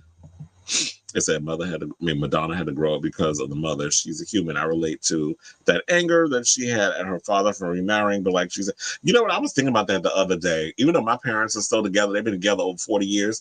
I thought about that. I was like, how would I feel if my parents were divorced and they got in a new relationship with somebody? I'd probably be an asshole to them. I'm not very open when it comes to new people coming into situations, especially when you've been in a situation where you come from a 2-family household and you don't know what it's like to be a child of divorce and stuff. I don't think I would handle that relatively well. It was like, I was in a car and I was just thinking about that randomly. So Mariah always saying she had quiet as is kept. We don't know her either, but apparently we do know her. We talk about her on the show. He said, why would Paul McCartney be mad? Paul could not come up with the financing and he had plenty of time. I guess because, Mike was supposed to be his friend. I'm like, child, that's why it's not called show friends. It's called show business. And we cool or whatever, but bitch, if the Beatles catalog can keep my ass financially set, especially when I'm trying to figure out how to make things work where I don't even own my own stuff at that time, and I'm working on trying to get a hold of my assets, then no shade, I would buy the Beatles catalog too if I had the money. Because the Beatles are way more iconic, of course, than Michael Jackson. But then, of course, we know Michael Jackson is what he is. But when we talk about like the time before, and you know how the value in the Beatles catalog and how much you can make more money off of that white people music than your own music at the time, until you can get the money to accumulate and own your name and own your likeness and own your music, you best believe I'm gonna buy the Beatles catalog before I purchase my own catalog, because that's guaranteed money that's coming in. Gotta think smarter, not harder. Or they'd say work harder, work smarter, not harder. But then also think that way. Michael let Paul know, I'm cool with you, but you ain't my daddy, James Brown, and you ain't Little Richard. It was already known Michael purchased and gave back free of charge Black artist masters. Especially when the white folks stay buying up, Black artistry and creativity. It said Michael ain't doing that for Paul, even though Paul was the one who put Michael on the lucrative nature of buying publishing. And it was like, yeah, he was like, I'm trying to help you. I was like, little do you know. And that was a Virgo move. It's like, yeah, I'm gonna buy up your shit. And it's I remember he greeted her. Wait, speaking of which, ain't Michael's birthday about to come up? I remember he greeted her by kissing her on the cheek. That was foul. Oh, I don't remember that. The trustees manage the estate. Catherine and the children are the main beneficiaries. Like you said, Michael already took care of this prior to his passing. Well, yeah, that's why I say, and y'all also, even though the trustees handle stuff, I still want to be in the know of what's going on. Like, I'm not just gonna be, oh yeah, the trustees, meaning I should trust them. I don't trust no damn body. It's like I'm a micromanage. It's like, even if I have trustees in place, I'm gonna still want to know, like, okay, so what am I signing? What is this? I need somebody to explain this, and have my lawyer next to me while you break it on down or on speed dial, and have them look at the paperwork before I sign it. They need to follow Michael's direction. Michael knew this industry in and out. MJ understood the business, and that's why I feel like they need to get into understanding the business too, so that way they know they're not being taken advantage of. How can these people be low on cash when Michael's estate brings to light? Or the fact is, even when people be making the millions a year, they don't report it in their taxes. Now the millionaires and billionaires don't like paying taxes, but they want us regular folks to be paying that shit. Oh, well, good for her. Maybe because I don't really be paying attention to her like that. Interesting, BG has his own lawyer, probably because BG's beneficiary for his money as he gets older is not the same as the other siblings, since they do not Oh yeah, I forgot about that. They don't have the same mother. Prince of Paris does, but Blanket does not. The lean is heavy. Okay. That Jackson estate stay busy. That money and Michael's legacy run nonstop. And you know they're about to make a good amount of coin from that biopic when that come out next year, especially with them licensing the music. What? Oh, Onyx just came in the room and said, what do you think of Janelle Monáe mocking the balcony? Oh, yeah, I saw that. Child, they had her take that down real quick. I didn't think much of it, to be honest. But people say getting all upset over any little thing, just like the people, speaking of, iconic musicians, people was mad over, now that I bring this up and before I forget, people was getting mad over John Legend doing Let's Go Crazy last night at the DNC. I'm like, I saw the video and they had Sheila E. up there. Shout out to her. I live for some damn Sheila E. But I'm sitting there watching it and I'm like, it wasn't bad. What are y'all talking about? They're about the fans. Fuck them. Like, y'all act like y'all work for Prince and his people, whatever. If the estate signed off on the fact that they could sing that song at the DNC, that's fine. But I guess because John Legend doesn't come across as that type of artist, people was mad. I didn't think that what he did was bad. Now, I will say this. Maybe what you should have did was get Bruno Mars up there or possibly Anderson .Paak. Like, if y'all had them two up there, one or the other doing it, I'd have been like, okay, y'all could give me some Prince. But John Legend wasn't bad, but I guess because John Legend fits a certain narrative of, the highfalutin black folk that vote in the Democratic Party, the Sonny Hostin types or the black elites. Maybe that's why they picked him. But quite frankly, if I was in charge of the situation, I would have probably chose an Anderson .Paak or Bruno Mars. It's funny how both of them did a joint album together. So that's what I was thinking, like, well, one or the other. But I would have probably went with Bruno Mars because Bruno Mars is a bigger name. And you know, everybody in the industry is all about big names and who's the popular one. And plus, he's got a new song out with Lady Gaga. So that would have been a great time to capitalize off the situation. So if you came from a 2-parent household, you are not messing with that divorce situation. Yeah. What's that? Oop. Bruno at the casino. If you want Bruno to perform, then the DNC will need you to host at the casino spot. They say Bruno has a $50 million. Oh yeah, we talked about that on the show. That, you know, while he was doing his residency and stuff, that he has a $50 million gambling debt. They were trying to deny that it was an actual thing that was going on, but it was like, child, it's a true situation. But I'm like, okay, well, if y'all sit up here saying that it's not, that we don't know what we're talking about, we'll go along with it. But I'm giving y'all the side eye on that. Yeah, I don't remember which casino it is either, but I do remember it might have been Caesars. But I was like, yeah, I remember talking about it on the show. Okay, so now let's go from Michael Jackson to the VMAs, because now word has come out today that Megan Thee Stallion has been selected to host the VMAs on September 11th. Child, I was cackling because somebody said that when they found out Katy Perry was doing a video Vanguard, they said, damn, now there's going to be 2 tragedies on September 11th. I was like, okay, that was a bit harsh, but I did cackle. I was like, ooh, y'all are mean. But I live for the meanness because, you know, we messy over here. So they said the artist previously hosted SNL and co-hosted The Tonight Show starring Jimmy Fallon. Megan is up for 5 awards herself during the VMAs, which means, you know, they're already going to be pretty much, oh, she's hosting, then let's just give it to her. And that's why I hate about these award shows, when y'all have people that's nominated perform and host. It's sort of like, okay, y'all just giving shit out. But then again, they did say that the fans vote. But do fans really? But the question remains: do fans actually go and click and vote on their faves when MTV, quiet as it's kept, or maybe it's not? Because every time we talk about the VMAs, we always say the same damn thing. The VMAs ain't hosted, you know, an actual music video on their channel in like over a decade. So are people actually going on the website and voting? Or how do they vote? Because I don't remember. I remember back in the day, they would go on the website and actually vote for their faves. They probably still do the same thing. I don't know. Nor do I care. Because I ain't voting. I mean, I'll watch the show. So, as they said, that she's up for 5, including Best Collaboration, a nomination she shares with Glorilla, with whom she's been out on tour, and Best Hip Hop. Her VMA wins go back 5 years when she won Best Power Anthem with the song Hot Girl Summer. Now, in June, she released her 3rd album, Megan, her first as an independent artist on her own Hot Girl Productions label with distribution by Warner Music Group, which is smart. And that's why I keep telling people, go independent, but get you a distribution deal. So you get a lot of that money coming in, but you got to put in the work. And trust and believe, she's making that money back tenfold because she's an independent artist opening a, you know, performing in arenas around the United States. I don't know if she's gone global yet.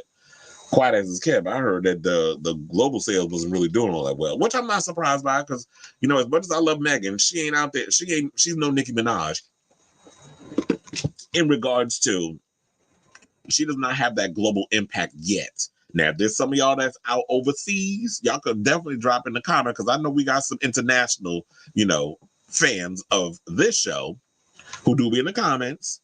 But let me know, is Megan as big of a star over outside of the U.S. as she is in the United States? I don't know. I know Nicki is, but I don't know if necessarily Megan is. So Mamushi, who I have to tell you, I love the original video of that. First of all, she naked up in there. I see a lot of naked Japanese men. I love me some Asian men, honey. But she naked up in the video. The Asian men is nude up in the video, and then they released a clean version, which I'm like, okay, good for y'all. I'm not watching it. After I seen the more explicit version, who want to watch a clean version? Well, it's probably y'all got a bunch of damn blurred booty cheeks and stuff. I won't see that. But her song, Mamushi, it reached 150 million streamers. well, streams, I should say, followed by the #1 Billboard Hot 100 success early in the year of Hiss, a diss track aimed at, speaking of which, Nicki Minaj. It was her first #1 on the chart as a solo artist. Mamusha became a breakout hit for the new album with a music video released in early August that took advantage of the dance trend that the song had already inspired. Now, it was filmed in Tokyo, that'd be Japan. The video stars Megan and actor Sho Kasamatsu, known for his roles in multiple series, including Tokyo Vice and Gannibal. I do watch Tokyo Vice, though. That's the one that's on HBO, I believe. Now, Megan, has been on her first headlining tour, including a stop reviewed by Variety at Madison Square Garden, where she was joined by Cardi B as well as opening. I know. Hello, I worked that. I'm acting like I'm just reading, like I'm cussing out the damn story. When it's like, yeah, I worked the event. I told you I was on the floor working that. Which I actually live for. The fact that they had me up in the damn, the 200s or whatever. I was like, yeah, I was on the floor. I was close enough where I could feel the sweat of Miss Megan. So they said the artist recently performed, recently come out Kamala Harris at a rally, which of course people got mad about because they're like, how you twerking at some up here? So, and here's the thing I just noticed. So wait a minute. So y'all was mad at her for shaking her tail feather in a cute little outfit, which had a crop top, sort of, while she was performing Body, which was basically about women's bodies. I got the metaphor. So y'all was mad at her for doing that, but I ain't hear none of y'all come out and complain over the fact that she had Little John up in there doing Turn Out for What. So y'all a bunch of damn hypocrites. And all the people that had them in, I ain't hear none of y'all out here talking about they paid into the black people. Same as that orange piece of shit. He be out here pandering to you lowest common denominator black folk. I ain't hear none of y'all saying shit about that. So the VMAs air September 11th at 8, if y'all care, and will be airing live from New York's UBS Arena. Well, I'll definitely be checking out because, when it comes to award shows or whatever, I still don't care. But because media, I have to be in the know and know what's going on. So that way the next day when the show, when I come on the show, we break down what had happened. So I'm going to definitely record it over there. I mean, I don't want to wait until whenever they want to drop clips on YouTube or whatever the case is, which I think is dumb. First of all, and the dumb part I'm about to tell y'all. I don't know why y'all don't live stream it from YouTube. First of all, a lot of people don't have cable. People can't find MTV on their damn television because nobody watches MTV except me. I watch The Challenge. That's the only thing I watch on MTV. So, and season 40 is already airing, and I'm hearing it's juicy. So I got to catch up on the past couple of episodes. But for the most part, I don't know why you don't just live stream it on YouTube or the internet so that way everybody can watch it that way, because that's how people watch stuff. If you live stream it and then you have people up there live tweeting or whatever the case was, I feel like that's how you engage with the younger generation. MTV used to be having a pulse on the younger generation. It's like y'all don't even know what the hell y'all doing over there no more. Y'all just lost it. Or maybe what it is that people got to tell y'all how to do things, or you things get so big that y'all can no longer ignore it. And then y'all just jump on the bandwagon. Whitney Houston revealed that in a recent interview I saw of hers that was just circulating on social media, where she was like, when she came up with her pop songs, the song got so big that MTV couldn't ignore it. And she loved stuff like that. Well, y'all couldn't ignore her. Y'all were trying to keep her, Michael Jackson, so many others off of y'all channels because it's too urban. But when the people be wanting stuff, because when you surpassed, the Chitlin circuit or the R&B charts, you want to call it, and you start to transfer over in them pop spaces, y'all have no choice but to play the music.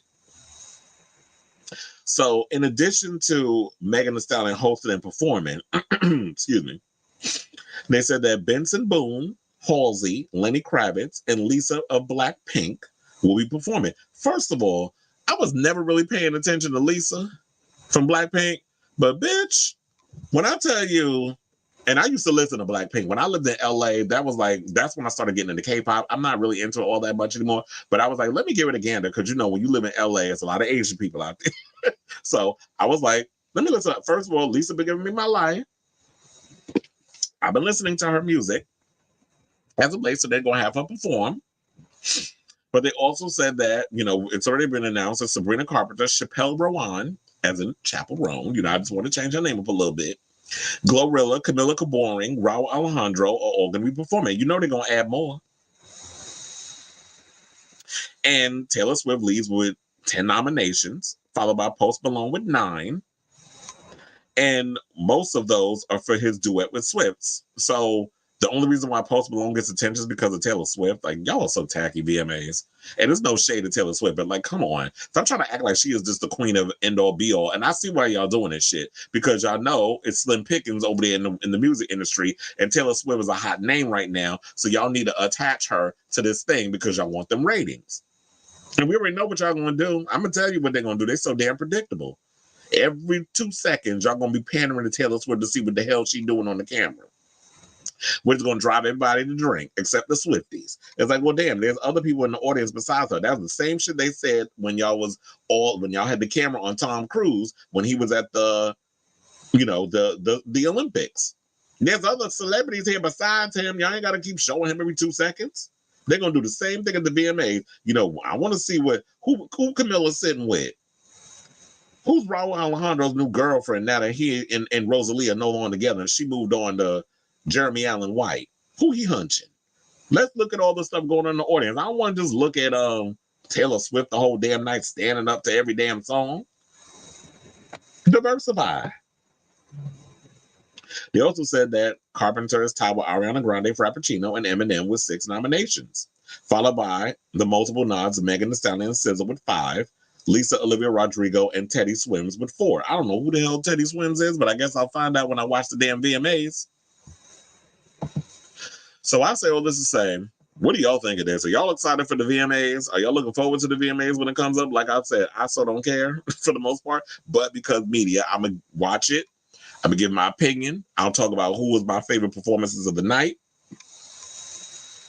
And we could talk about who won awards, even though for the most part, and quiet as it's kept, when 2025 VMAs pop up, I guarantee you ain't none of us going to remember who won in 2024. So let me know what you guys think of this story in the comments down below. Oh, excuse me. I said, okay, so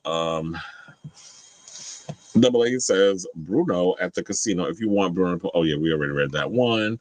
So I've read that one too. He said, Mega's hosting the VMAs. Yes, she is. Good for her. That's usually what I say when I be like, if you like it, I love it. Like, good for her. It's a little shade I be throwing in. Like, okay, good for her. Not too tragic. Yeah, that was a cackle. He said her weave looks good in that pic. Mm-hmm. She been wearing good wigs and stuff lately too. Money well spent. Even when she wear that big, burly, bushy Jennifer Beals hair from Flashdance, and when she was on tour, and I would just see that shit just bouncing. I was like, okay, you putting the coins in them good wigs. He said, when I was 15, 16, and stand-up sets, I remember voting every day for anything Nicki, Ariana, and Doja Cat were nominated for. And that goes to show us, like, okay, I do feel like the only people that I think will be showing up and really showing their support is probably going to be the Swifties. They're the ones that's really going to go in and vote. Outside of that, I don't know if there's the Gen Zers or even Gen Alpha, because Gen Alpha is like what? The age you speak of, 15, 16. I don't even think they care.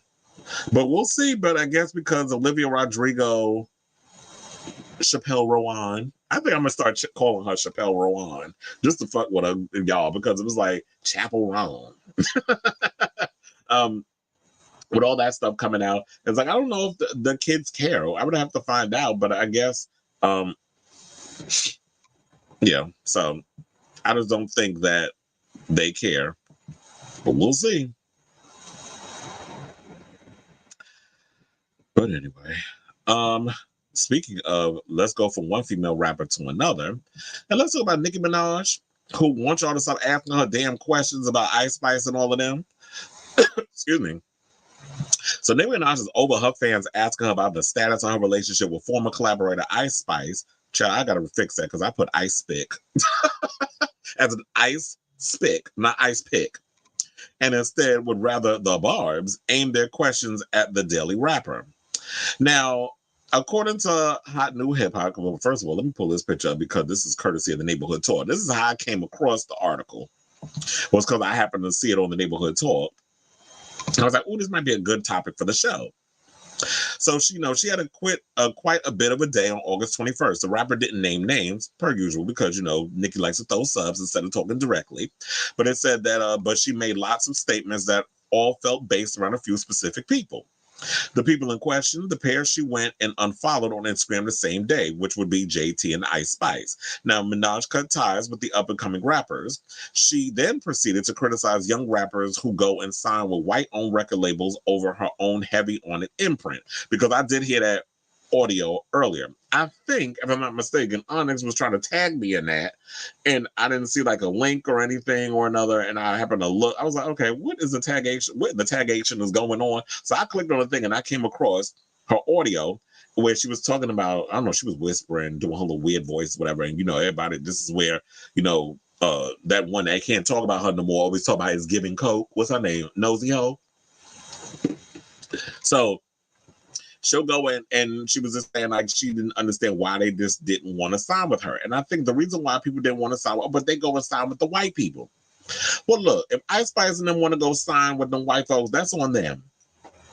But I want to know, is Nicki on her own label or she's still under the imprint, like the major label situation where she doesn't even, where they have control and give her the ability to do what she needs to do. I don't necessarily know what her deal is, so I'm not going to speak on it. But I do wonder if she's in the same boat as being stuck in a major label, or is she in a situation like Megan Thee Stallion and is independent, where she's on her own label, but is distributed by the major label, which she is being distributed by, well, Megan is being distributed by Warner. So, yeah, she said that then she wagged her finger at her fans and claimed she's through talking about other people. So she went on the damn barbs. Yeah, I want to see how long y'all stay committed to her because she dragged y'all in the damn mud, too. Now, there's a lot to unpack here. We already, they already covered the fact that Nicki's comments about labels, which, they said that you could check out. Who wrote the article, by the way? It was Hot New Hip Hop. They wrote an article on, of what it was that she had said. She was calling out rappers for signing with labels, and she also went further by claiming that the upcoming version of her album Pink Friday 2 will be limited to heavy on it signees, the name she considers worth spotlighting. She said, you will be surprised, and I'm not talking about doing ad-libs on any songs. If your name is not on Pink Friday 2, they're not heavy on it artists. So what she's saying is she's going to focus a lot of her energy and her time on artists who are signed to her label. And I feel like, well, duh, that is what you should be doing. Because first of all, when other people had imprints, their own imprints, isn't that what they were doing as well? I mean, they would go outside and they would feature other people and their stuff. But for the most part, if you really are about trying to be a mogul and trying to be a business person, then I would think that you would give opportunity to those people who signed to your label instead of, I guess she felt that when she extended a hand to people like Ice Spice and extended a hand to people like JT, who, had the, let's be honest, because we got to call it out for what it is. A lot of those girls, when Ice Spice would go and do the things she would do, she would be lashing out at Cardi B and a bunch of other people, getting in beefs with them, which some people would feel like, oh, well, now you trying to be a minion for Nicki because, she got beef with all these other girls. Same thing with JT, was acting like a damn groupie. And then when she got what she needed out of the situation, she kind of just kicked her to the side. And let's also not forget the time when Ice Spice got busted from that friend who went and posted them text messages from her calling Nicki ungrateful. And what's the exact quote? Because, I don't want to paraphrase. She called her ungrateful and delusional and likened Minaj to her mother. Okay, that was some shade. And then I remember, I think Ice Spice did an interview with Rolling Stone promoting that album none of y'all listened to, with good reason, because I heard it's terrible. Which I'm not surprised, because I've heard all of Ice Spice music, and I've been said that girl is trash. But apparently, as somebody who's been listening to hip hop for over 30 years, I don't know what the fuck I'm talking about, apparently. Especially when it comes to female rap. But I listen to all types of rap. I don't just listen to a bunch of women. I listen to hip hop, period. Especially being born and raised in Brooklyn. So, Nicki has had a public falling out with both of them. So I understand why she's feeling away.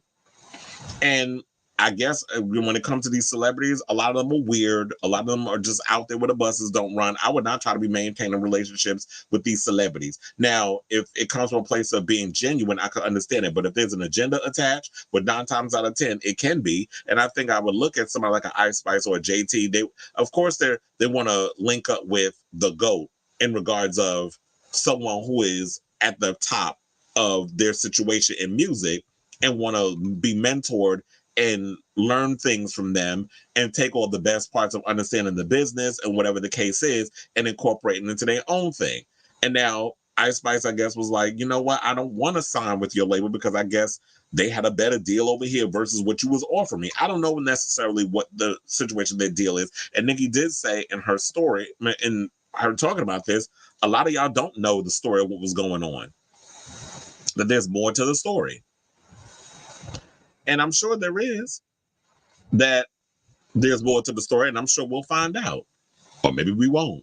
But I need the sleuth to start sleuthing so we can find out what the tea is, unless she's going to bring it up. But it doesn't help when you be done with subs. So they said that also, they said the rapper addressed her fan base directly and said she has no plans to discuss people who are outside of her inner circle. She said, don't ask me about nobody. If you don't see someone around me, don't ask me about them. She then advised curious parties to direct any questions to these other people. She said, go and talk to them. The truth of the matter is, y'all don't want to know the truth of the matter. The last line reads a bit like a Minaj bar. And I'm sure that, you know what, I wouldn't be surprised because she got Pink Friday 2, an extended version of it coming out. I guarantee there's probably is a bar on her song, on one of her songs. Because remember, at one point, when Megan Thee Stallion came out with that thing and she came out with Bigfoot, all that stuff that she was tweeting on social media turned out to be a song, which wasn't a good song, but for the most part, you know, a lot of times when Nicki takes something, it usually eventually becomes a song. So, and I agree, you know what? Say what you want about Nicki, and I have, because I'm like everybody. Like, I will call you, when you write, you write. I'm with you when you write, but when you also wrong in a situation, they got to call it out too. And it's not just her, it's every artist. Nobody is beyond reproach, especially when I'm on this damn show. But I feel the same way. It's like, if I'm not chilling with this person, if I'm not socializing with this person, and I've been burned or hurt or whatever the case is, and things didn't go the way they were supposed to, who knows? Maybe Nicki is the type of girl that is just like, maybe she is selfish in that way. Well, these broads didn't want to sign with me, so fuck them. That's her prerogative. She can feel the way she want to feel, and these other girls can feel how they want to feel. They'll figure out how to navigate through this world on their own. And if people really want to be out here and ride with you and fuck with you, those are the ones you focus on. So there's nothing wrong with that. But in this whole situation, it's just like, you know what? If I'm not hanging out with these people, don't ask me about them. Go ask them the question. I don't want to constantly be out here be like, so why you got to beef with this girl? Or you must be the problem, because every time we turn around, you always getting into it. You got an issue with Cardi. You got an issue with Megan. You got an issue with Ice Spice. You got an issue with JT. You got an issue with it. The only one she don't have an issue with is Akbar. And that's probably because Akbar is busy out here worrying about who August Alsina is sleeping with and supporting Trump than actually putting out some damn music. If the bitch ever actually did put out some music. So if people ain't a threat to you, you ain't got to worry about what these other girls is doing. Or if people use you, manipulate you, hurt you, whatever the case is, then it's like, yeah, I don't care about these other girls. Like, stop asking me about them. Ask them. So, I forgot to add Lotto to the list. So if y'all want to know the tea, go hit up Lotto. Go hit up Megan. Go hit up Cardi. Or don't hit up Cardi. Because, you know, Cardi stay trying to cuss out people who ask her questions. That's the next story after this one. Or people going out saying stuff. So don't ask her. Go ask, Megan. Go ask all the other girls and see if they answer y'all question.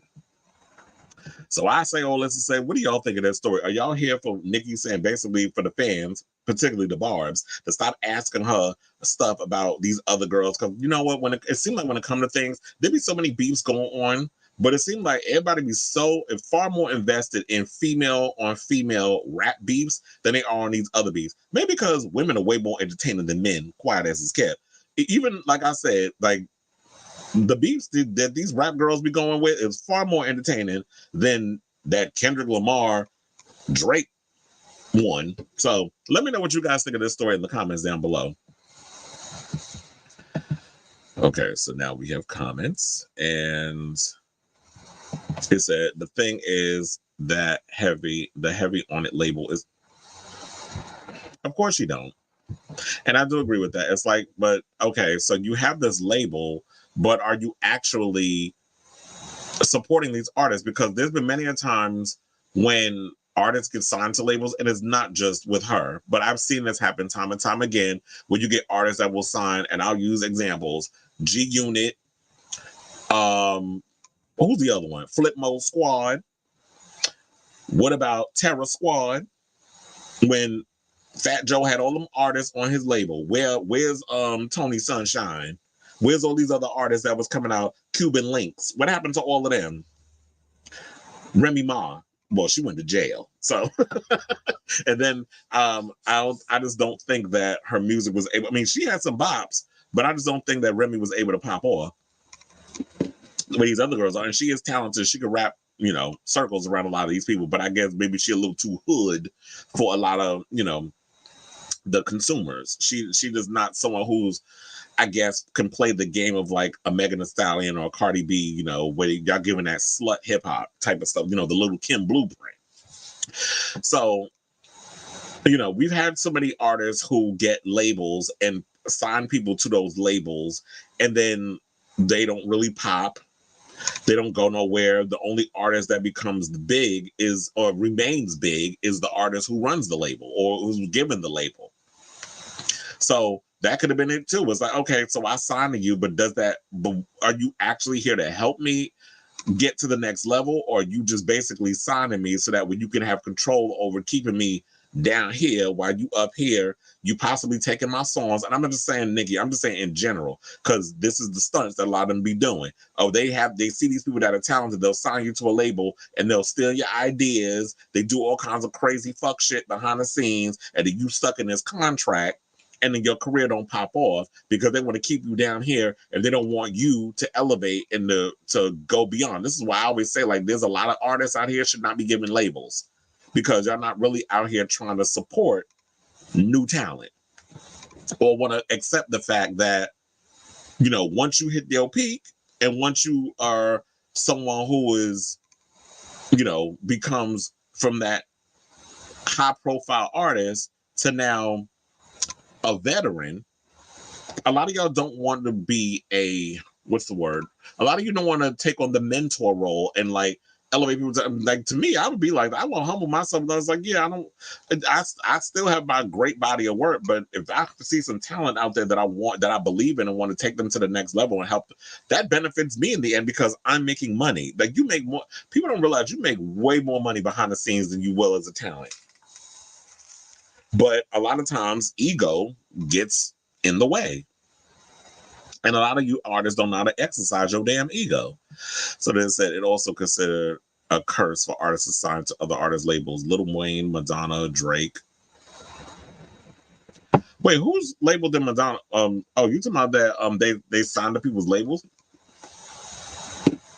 So when people signed to Lil Wayne's label, I mean, Lil Wayne was what, Young Money? Nicki Minaj did well on the label. Drake did well on the label. So they were exceptions, I guess. Madonna has had people on her label, Maverick Records, who were successful.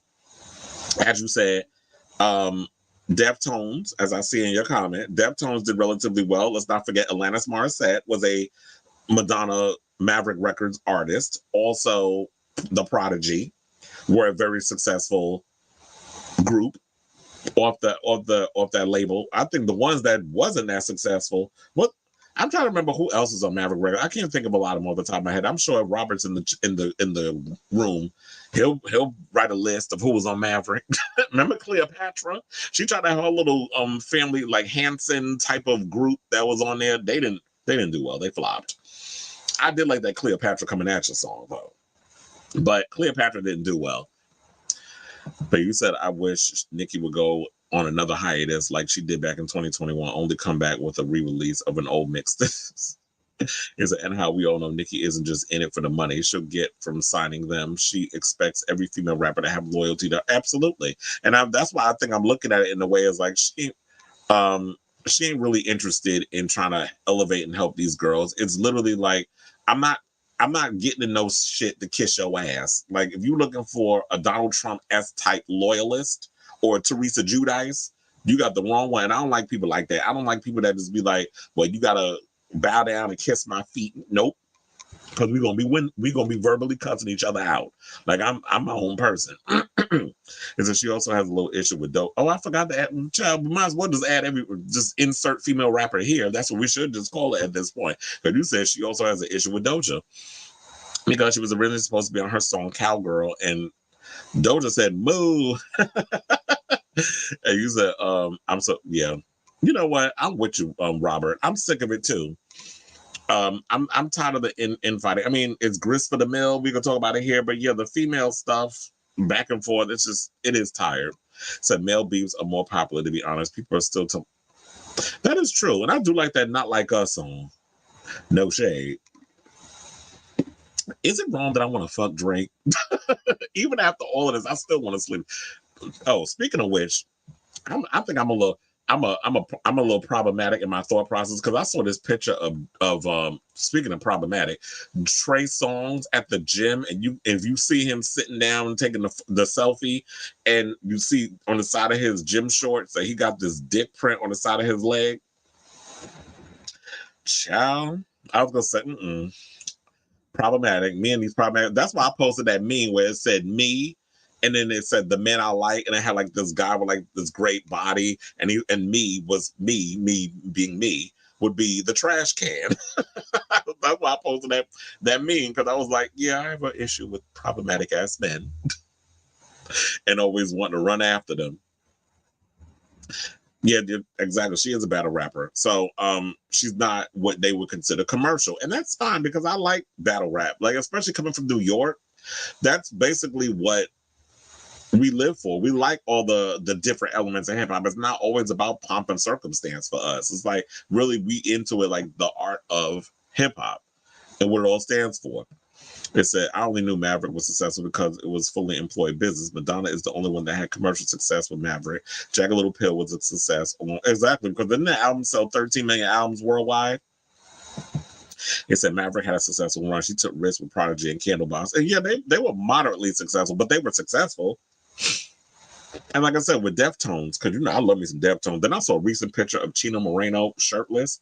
I thought, let me go find that fine ass Mexican and jump on him. Shout out to all the gays that love rock music as well, because I be hating the fact that they think that there's a stereotype going around that that gays only like listening to Madonna and Kylie Minogue and stuff. It's like, no, my music style is varied. I love rock music too. I was just listening to Marilyn Manson the other day. Hollywood. I revisited that album. I was like, oh my God, this album, I forgot how good this damn album was. It was like, I love Marilyn Manson. I went to Ozfest, had a great time at Ozfest with all the artists that was there. Like I love Marilyn Manson. I love Deftones. I love Nine Inch Nails. I love, I even like Andrew WK back when he had his little short-lived career. I wasn't really into Ozzy Osbourne like that, but I only went because of the lineup. And then I love System of a Down. Like I loved a lot of rock music. Still do. And if y'all mix it up with a little electronic stuff on it, speaking of which, child, I just saw the trailer, and I don't know if y'all seen it. Peach has got a documentary coming out. I'm like, well, when is it going to get released? I saw the trailer on YouTube. I was like, I need to see that documentary. Yeah, Michelle Nadigacello. I forgot that she was attached to Maverick Records. Speaking of Madonna, Causing a Commotion drops tonight, and Who's That Girl singles is complete. So that means Die Another Day remixes, hopefully impressive. Yeah. And speaking of Die Another Day, I was watching, I was reading an article where they were talking about the whole, speaking of Die Another Day with Halle Berry playing Jinx, she was supposed to get her own spinoff. And it never happened because they didn't want to risk spending $80 million on a black female-led action film because they didn't know how that was going to work back then. I'm like, the racist much? So, unfortunately, that never transpired. It should have, though. I wish they would still revisit it today, or is it too late for us to get a Jinx movie? I don't think Megan's a battle rapper. I think she could have moments where she could read you in a way through her music, like she did when she was coming for Nicki on a couple of her songs. But as far as a battle rap, no. Remy Ma, definitely, like I would define her as a battle rap. Like she goes in, and she's someone how like she even does like she has her own what do you call her own cipher. So I could totally see like Remy Ma is more of a battle rapper. I was trying to think of who else. Damn, I can't remember her name. Who might be another battle rapper? It'll come to me. It's a Michelle Brand. She was on Maverick, and she came from. I was thinking about her earlier too, but I wasn't sure. And you said no. No meaning what? That you're not a fan of rock music? Oh, you said I've seen Metallica 4 times. 9 Inch Nails. Oh, Dave Gahan. Yeah, I love. I forgot to bring up Depeche Mode. I love Depeche Mode. I recently. Oh yeah, I forgot to also mention Foo Fighters. I saw that concert. Green Day. That's because I worked them. That's how I was able to watch. But they had great concerts too. First of all, and there'd be so many hot guys at those concerts too. And you know there's a couple of them up here that'd be fluid. So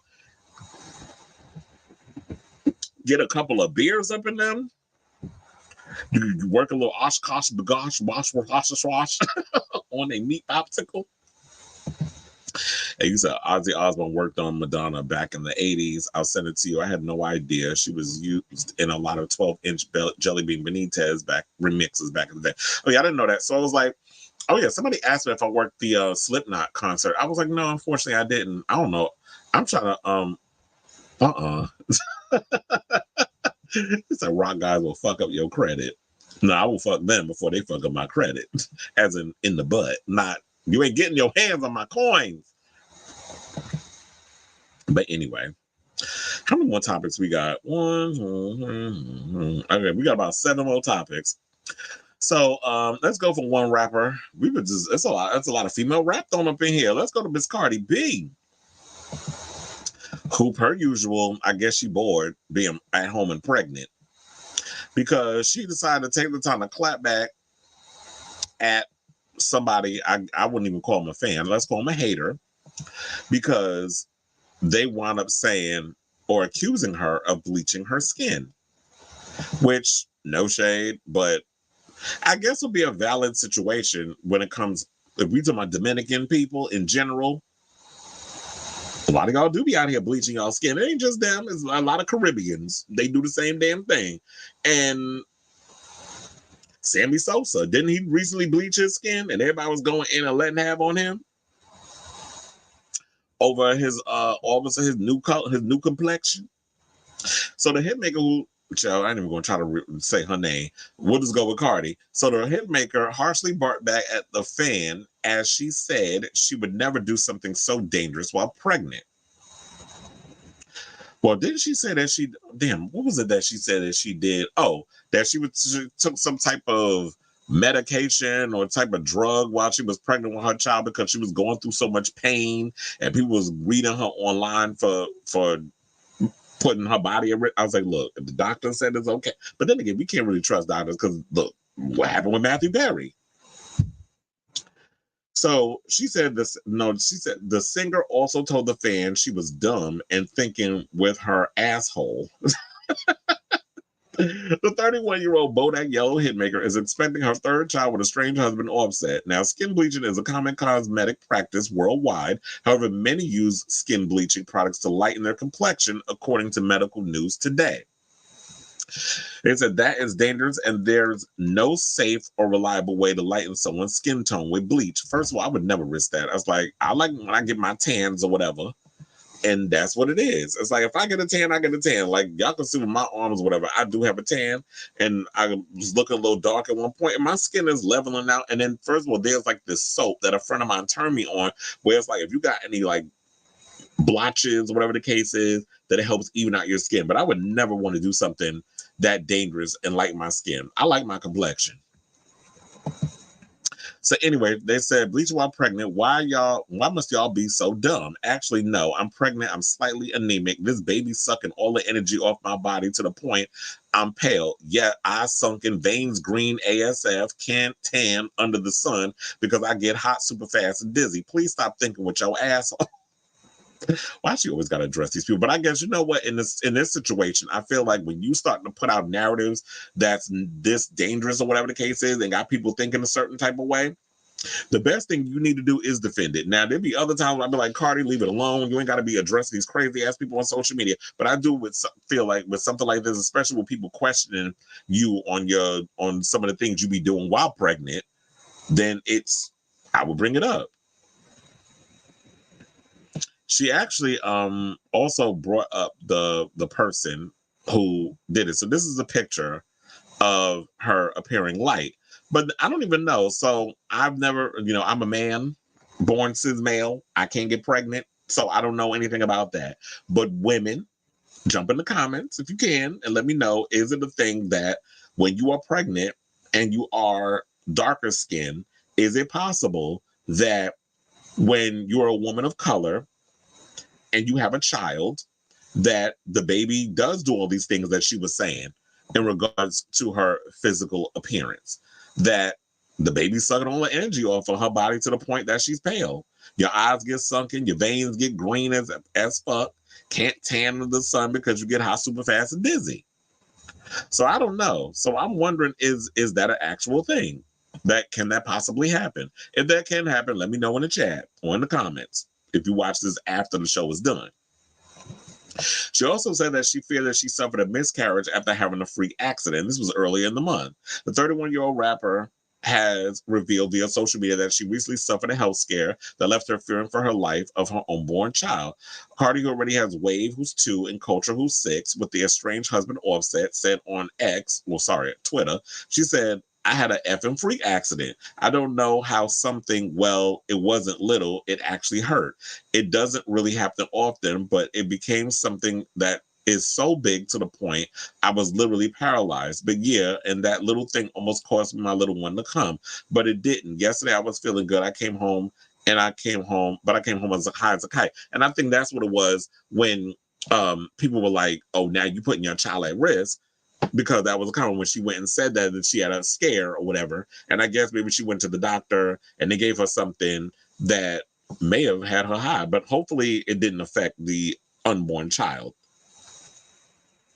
So she said, today I woke up sober, honey. I'm dying like I'm dying. I swear to God, if I don't feel good in 4 hours, I'm going to the hospital again. Oh, that's what it is. Because she wanted them to give her morphine. And people were sitting up in here talking about, should you be getting morphine injected into you while pregnant? So people was complaining about that, talking about, oh, you taking morphine while you pregnant. But she's talking about how much she's in pain. This is why I feel like after this baby, sis, you need to tie them tubes.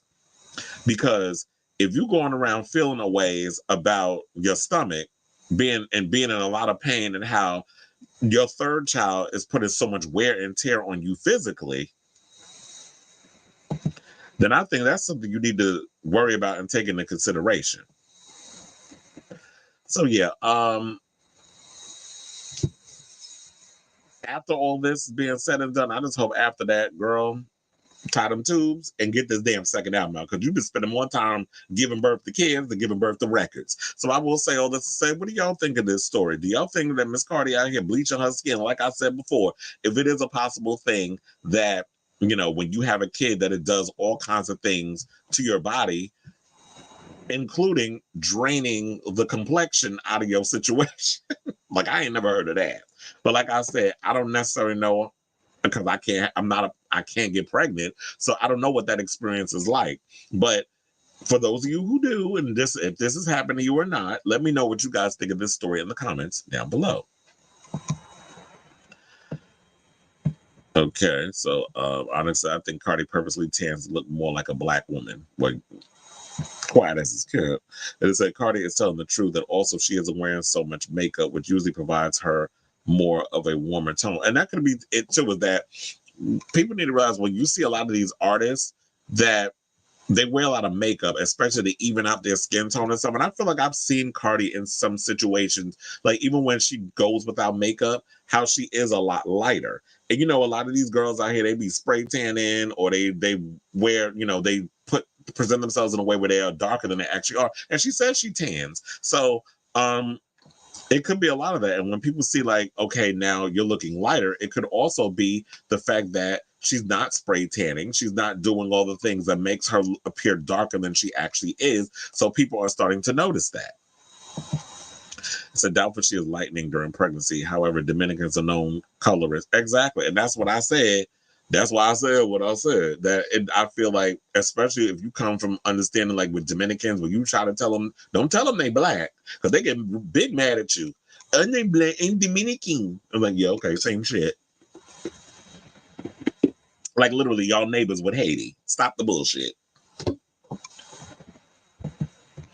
And so apparently Cardi B is suing or wanting to sue the YouTube. Well, damn, what happened to Storm? Storm, what you out here doing?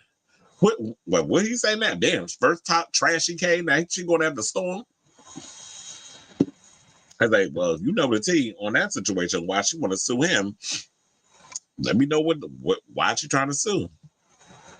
Except, for example, people always accuse Beyonce of bleaching. Nope, she used to tan when in death. That is true, because if you look back at old pictures, you could definitely see that's a tan. Like, she was looking like she was gold. Gold finger. And look, she was gold. She was in a James Bond adjacent, I guess, would be Austin Powers. So it could be that too. And then people don't realize, like, back in the day, especially like in the 90s and 2000s, everybody was tanning. Tanning was like a real big thing. Jersey Shore, all of that. Everybody was out here tanning. So she probably was out here. Now when you see that, okay, you don't start doing certain things more because people think that they know you based off of pictures and photos and things. You only get a glimpse of people. So when you see that, it's like, okay, she just stopped tanning. So now y'all want to accuse her of trying to be, another complexion when they stop doing it. But yeah, it's dangerous to be out here tanning while you're pregnant.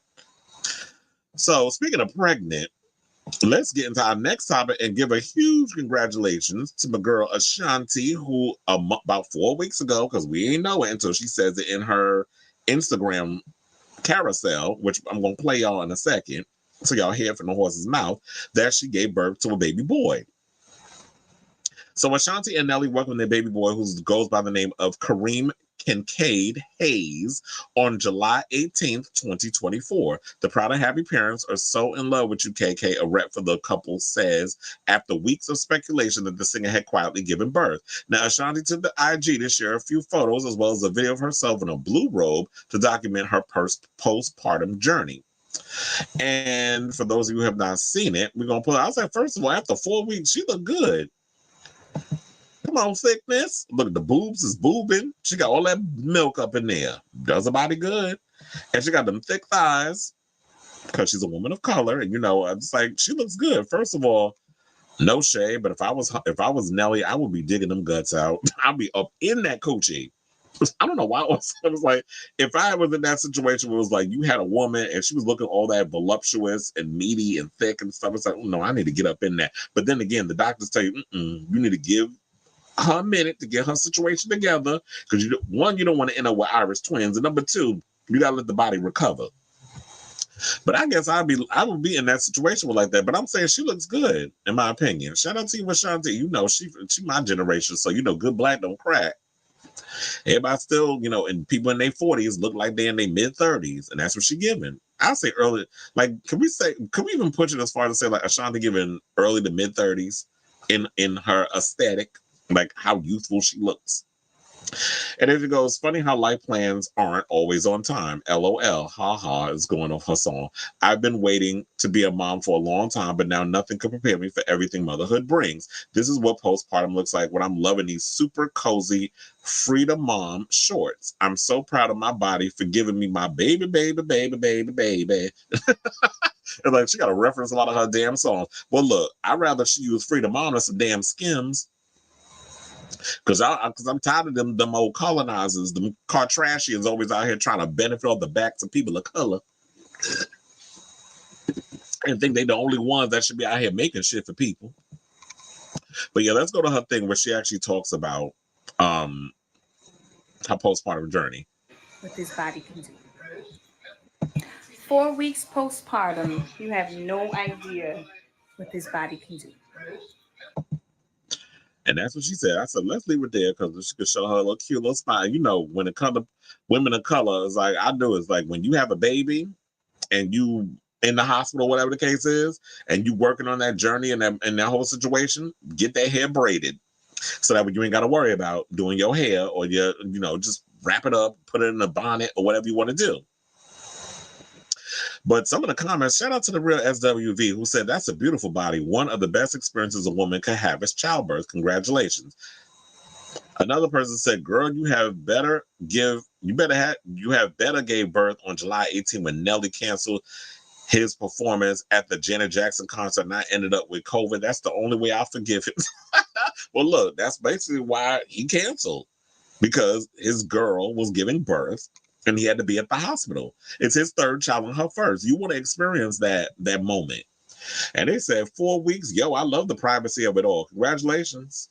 Another person said, you look good. I love when women are in a natural state after having a baby. And that's why I was like, I agree with that. It's like, I love the fact, one thing I love about Ashanti is the fact that her and Nelly managed to keep this thing private, which is why I said earlier in the show when I was giving y'all the rundown of the topics, you know what? You need to give you need to give your ghost singer a call and figure out like, okay, so how can I keep my relationships under wraps, keep it private, and keep anything that's going on in my life with my man private? And I feel like, you know what, when it came to Hannaford and Ben, why their shit didn't work is because y'all both broke trust within each other. He wanted to keep certain things about the relationship private, and she went against it. She was showing the love letters and using that as inspiration for the album and putting him in the documentary and talking about all of her personal stuff. And he wanted to keep that private. He wanted to keep that under wraps. And he wasn't forthcoming. He was love bombing and doing all this other stuff and going through his vulnerable state. And she was going through her vulnerable state. And when y'all start exposing things and not keeping the most important parts of your life private and inviting us into the situation, meaning us outsiders looking in and the press and paparazzi and all these other things, you're going to put a kibosh and ruin up y'all situation. So I say all this to say I'm here for Ashanti having her moment. Congratulations to her. And I'm glad that she and her man figured out how to make their situation work without everybody being all up in their business. So let me know what y'all think of this story in the comments down below. All right, so now let's move on to our next topic, and let's talk about Lee Daniels, who was opening up a bit about his relationship with Monique, because, you know, at one point, these two were not speaking, and he revealed some tea about their relationship. Now, this is another story that I came across on the Neighborhood Talk, where they were talking about their situation. So, basically, to promote his upcoming Netflix film, The Deliverance, which is a movie I definitely want to see. I know Andre Day is in it, Glenn Close is in it. It actually looks, and Monique is in it, and it looks pretty good. I've never seen Lee Daniels take on the whole horror genre, and it looks pretty good. It's about to come on, I believe, Netflix next week, but they're doing like the whole premiere and all the other stuff, and, you know, red carpet premieres and showing and people going to go see the film. I know T.S. Madison was there. We have a story with her later on in the show, but T.S. Madison was invited to go to the event, and I believe she did a live where she talked about it yesterday. So Daniels was interviewed by the Hollywood Reporter to discuss their reconciliation. The last project Daniels directed that featured Monique was the 2009 movie Precious. During the promotional rollout of that film, the two had a dispute over Monique's refusal to promote it. And we don't need to go and do the whole breakdown because over the years, Monique has told everybody who's willing to listen what was going on with their whole situation. So the decision led Daniels to tell Monique that she would be blackballed from the entertainment industry. As a result, the Oscar winner also had similar fallouts with Oprah Winfrey and Tyler Perry. Two people she's still waiting to get apologies from, and says no shade, but you ain't never gonna get it. Never ever gonna get it. Now, after nearly 15 years of estrangement, Daniels publicly apologized to Monique on stage in 2022, breaking his silence on their rift. Now, 2 years later, Daniels continued to stand by his apology. They said, wasn't that God working? This is what he told THR regarding Monique's appearance in The Deliverance. First of all, part of me willing to find my higher power was also understanding what that meant. And that means forgiveness. That means apologizing, even if I didn't understand what I was apologizing for. I had to understand that she was hurt and that's my sister and that I love her. He continued by saying, and like, what is this about? You know what I mean? This is crazy. I love you. This is enough. So not only am I going to apologize, but I'm going to apologize publicly to you. And we're getting ready to work together. And then we're going to work together again. How about that? So I will say that, you know what? It takes a bigger person to apologize, even though he didn't know what he was apologizing for. Because at first I was going to come in here and be funny. I was like, yeah, to shut a bitch up. Just say, yeah, I'm sorry, whatever. Just so you can leave me alone. And it's like, we get by on the situation. But then again, we do come in on people and be like, you know what? First of all, when we say that, that basically means like it's disingenuous. You really didn't mean it. And you not, I don't believe you in your apology. And some people be doing that because I can't stand when people always start their whole situation with, if I hurt your feelings, I apologize. It's like, then keep your apology. Take your apology and shove it up your ass because I don't believe you. I don't believe that you really are genuinely sorry if that's the way you coming at me. So I do appreciate the fact that he's like, you know what? I'm going to be the bigger person. I'm going to realize that, you know what? I hurt you. I didn't realize that I hurt you in some sort of way. I was being stubborn or in my feelings or whatever the case is. And you know what? Because you felt the way you felt, I want to take that into consideration and sincerely apologize. And it takes a big person to do that. And one of the things I will say is I want to give a kudos to T.S. Madison because she was the one that initiated them working on their friendship and getting together and having a conversation and working on where they're at today. Because T.S. Madison did an interview. I think she did an interview with the both of them, if I'm not mistaken. She did an interview with Monique, and I believe she also did an interview with Lee Daniels and talked to them about, okay, what were they, if it would be possible they want to kind of get together and work things out and that sort of thing. And he was open to it.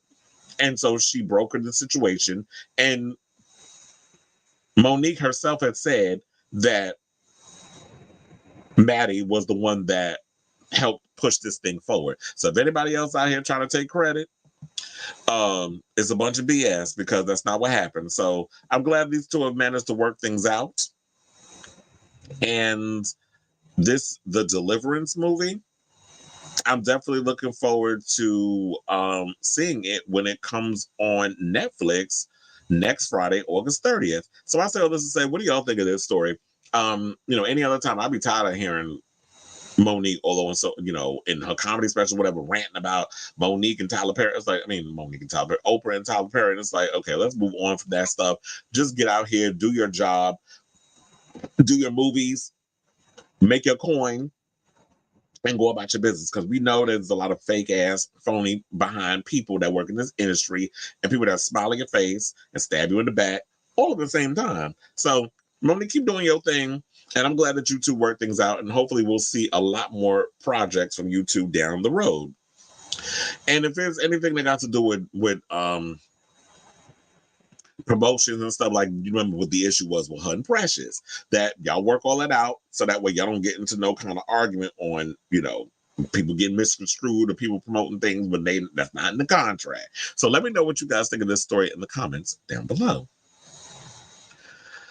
Okay, so now let's move on to we have about 4 more topics to go that we're done with today's show. But before we get to those topics, well, actually, is it 4? Yeah, there's 4. Okay, so please do me a solid and hit that like button, that subscribe button, and also smash that notification button if you haven't already. So that way, when we go live with a brand new episode of Chris Avalon Unfiltered. So now let's move on to our next topic. And let's talk about Bob, the drag queen, who is teasing us in regards of what we can expect from the Traitors season 3. That's the U.S. Traitors, actually. And how Monet Exchange prepared her for the show. So I'm like, because that Bob and Monet have a podcast and stuff they do together, Sibling Rivalry. And she's opening up about it. And I'm actually looking forward to it because, I was a little worried. And I've had people say to me they think that Bob will go home early. And I was like, Bob is real good with playing the whole massive manipulation type of situation. Like, she'll make it work if need be. So I really think let's not underestimate her, especially when she come on this show. So I'm actually looking forward to seeing what she could bring to this upcoming season of the Traitors. I need her to last longer than Peppermint, because Peppermint I think she went home second, like after Johnny Bananas. So based on the iconic deception-based reality TV series hosted by Claudia Winkleman and her Fringe, the Traitors US provided a classic twist on the format of the show by employing only celebrities for season 2 and has continued the trend with season 3, which I think is way smarter because no shade. And I hate using him as an example, but The Apprentice, when that was on, it was like nobody cared. But when you do Celebrity Apprentice, bitch, the ratings went through the roof and people was living for it. I don't think we can incorporate Big Brother in the same situation because Big Brother, when they do their shows, people still are well invested in Big Brother. But when you do Celebrity Big Brother, that becomes entertaining as well. So Chief Chaos Causer and Mischief Maker Bob the Drag Queen will be rubbing shoulders with other queer artists such as Selling Sunset's Chriselle Stouse and randomly King Charles's openly gay family member Lord Ivar Mountbatten.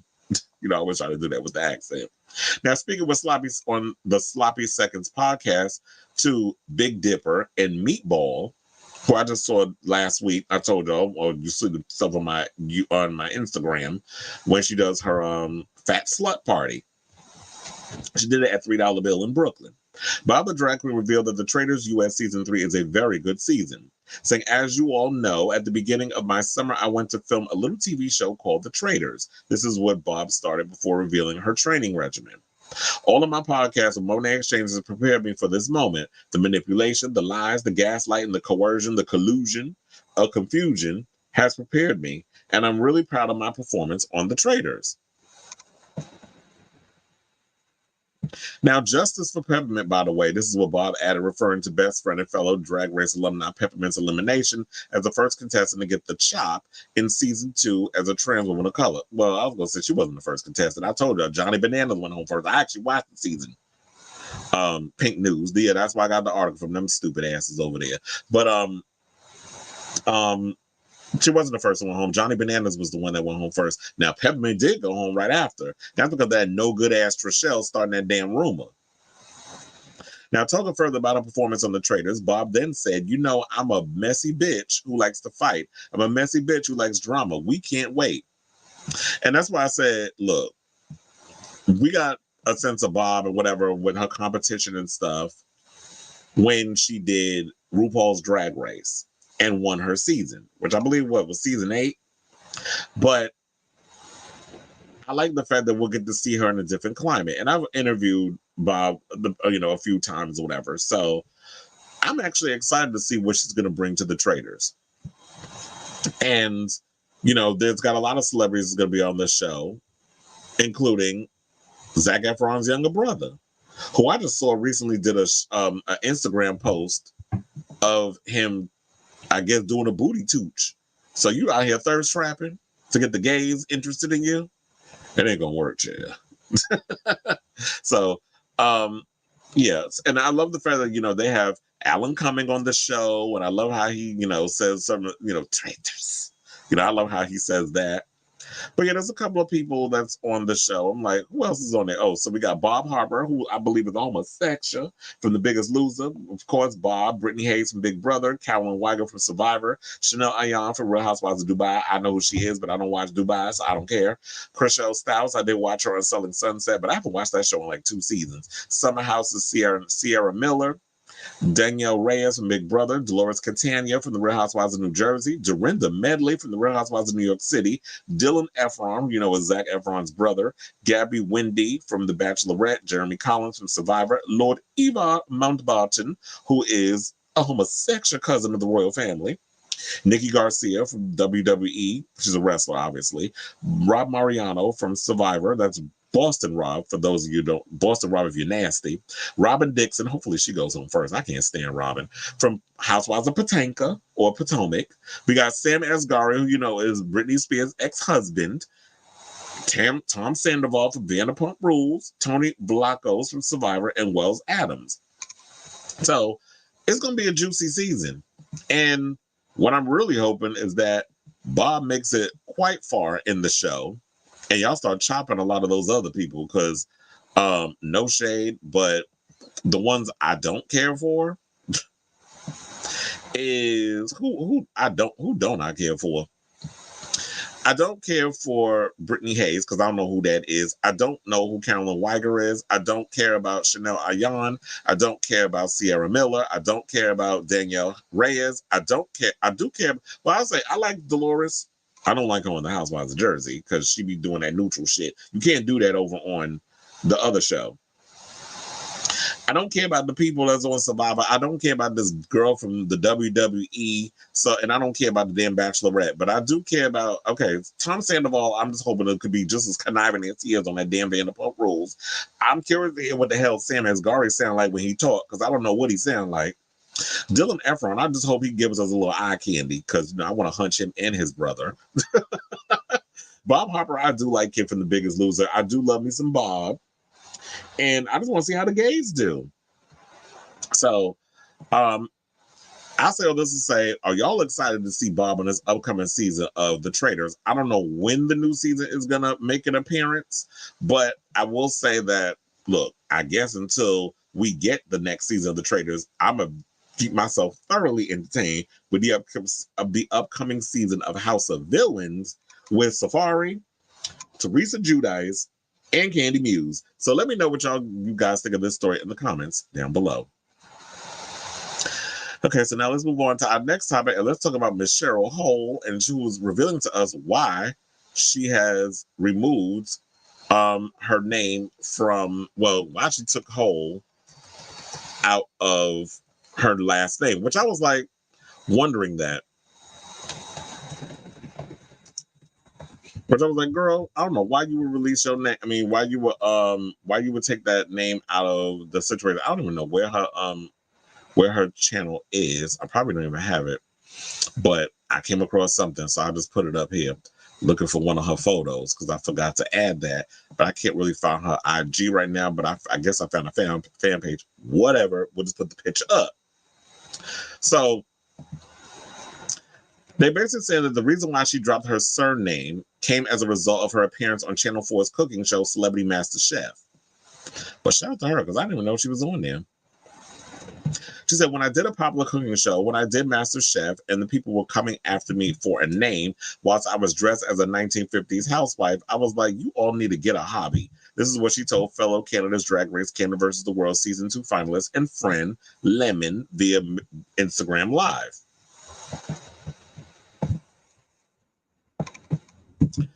Despite the TV program having the drag stars compete in the past, including Cheryl's Drag Race UK Season 1 sister, Bag of Chips, and Global All-Stars favorite Kitty Scott Claus, Cheryl copped an unusual amount of social media backlash over her appearance.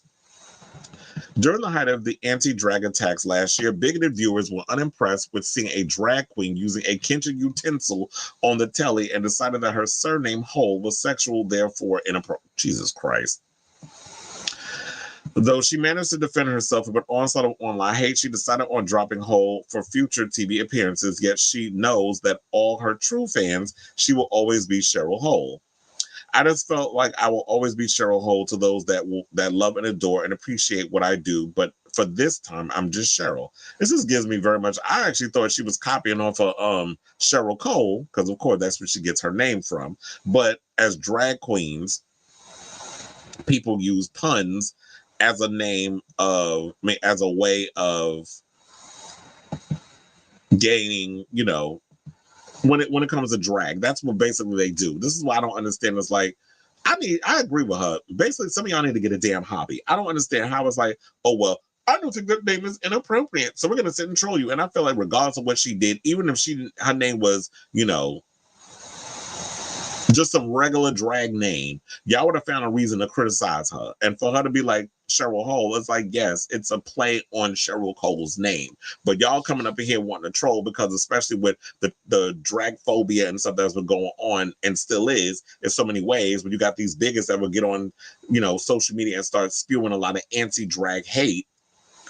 She just feels like, I guess, maybe because of media purposes, and when you're trying to expand beyond just being that drag queen in the club, in a dive bar, and you're trying to expand to other things like going on Master Chef or going on other reality shows as a drag star, like they decided tomorrow to do a House of Villains in the UK, and she wanted to be on that show.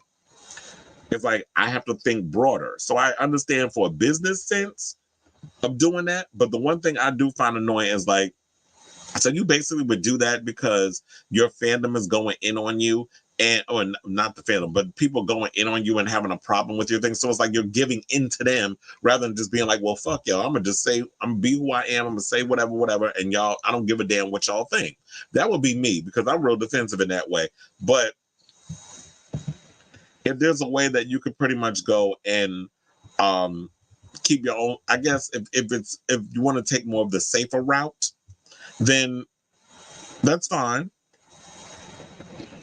But I did find a Lemon said that Cheryl was now giving PG-13. We're giving family friendly with the whole thing. But then, you know, she's not even a sexual queen. But you know, they always try to equate drag with being sexual, and it's not always like that. I was just watching a video the other day where you had this pastor, you know, talking about, oh, I'm not voting for the Democrats and those other stuff because they promote perversion, meaning that they promote children cutting off their breast to become a boy and all these other things. And I said, first of all, it's a little weird that a grown-ass man is on this podium saying, you know, worrying about a child's genitalia, which I've said millions of times, that's a last resort. Trans does not begin what's between your legs.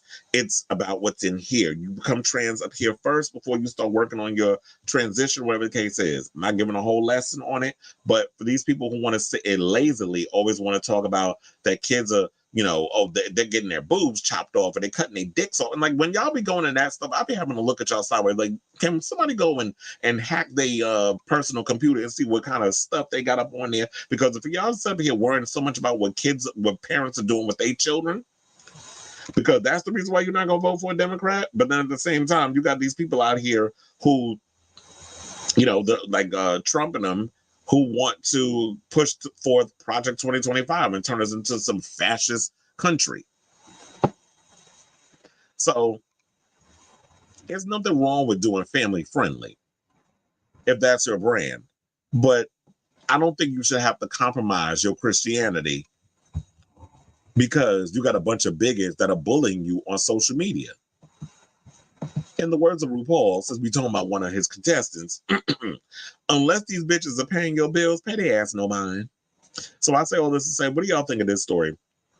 Whatever your thoughts are on this whole situation, I kind of wish that Cheryl Hole would have kept her name Cheryl Hole instead of changing it to Cheryl. I understand maybe it was for a branding standpoint, and it was going to allow you opportunities to get your foot in the door in other places as a drag artist and compete on other reality shows. Then stick with it. By all means, do what you need to do. But for the most part, with me, I wouldn't compromise who I am because a bunch of people hate what I'm doing. So let me know what you guys think of this story in the comments down below. I was like, why is Brandy trending? Oh, because I see some people talking about that she's been contacted about potentially returning for the new I Know What You Did Last Summer movie. Well, that's not what she said, but okay.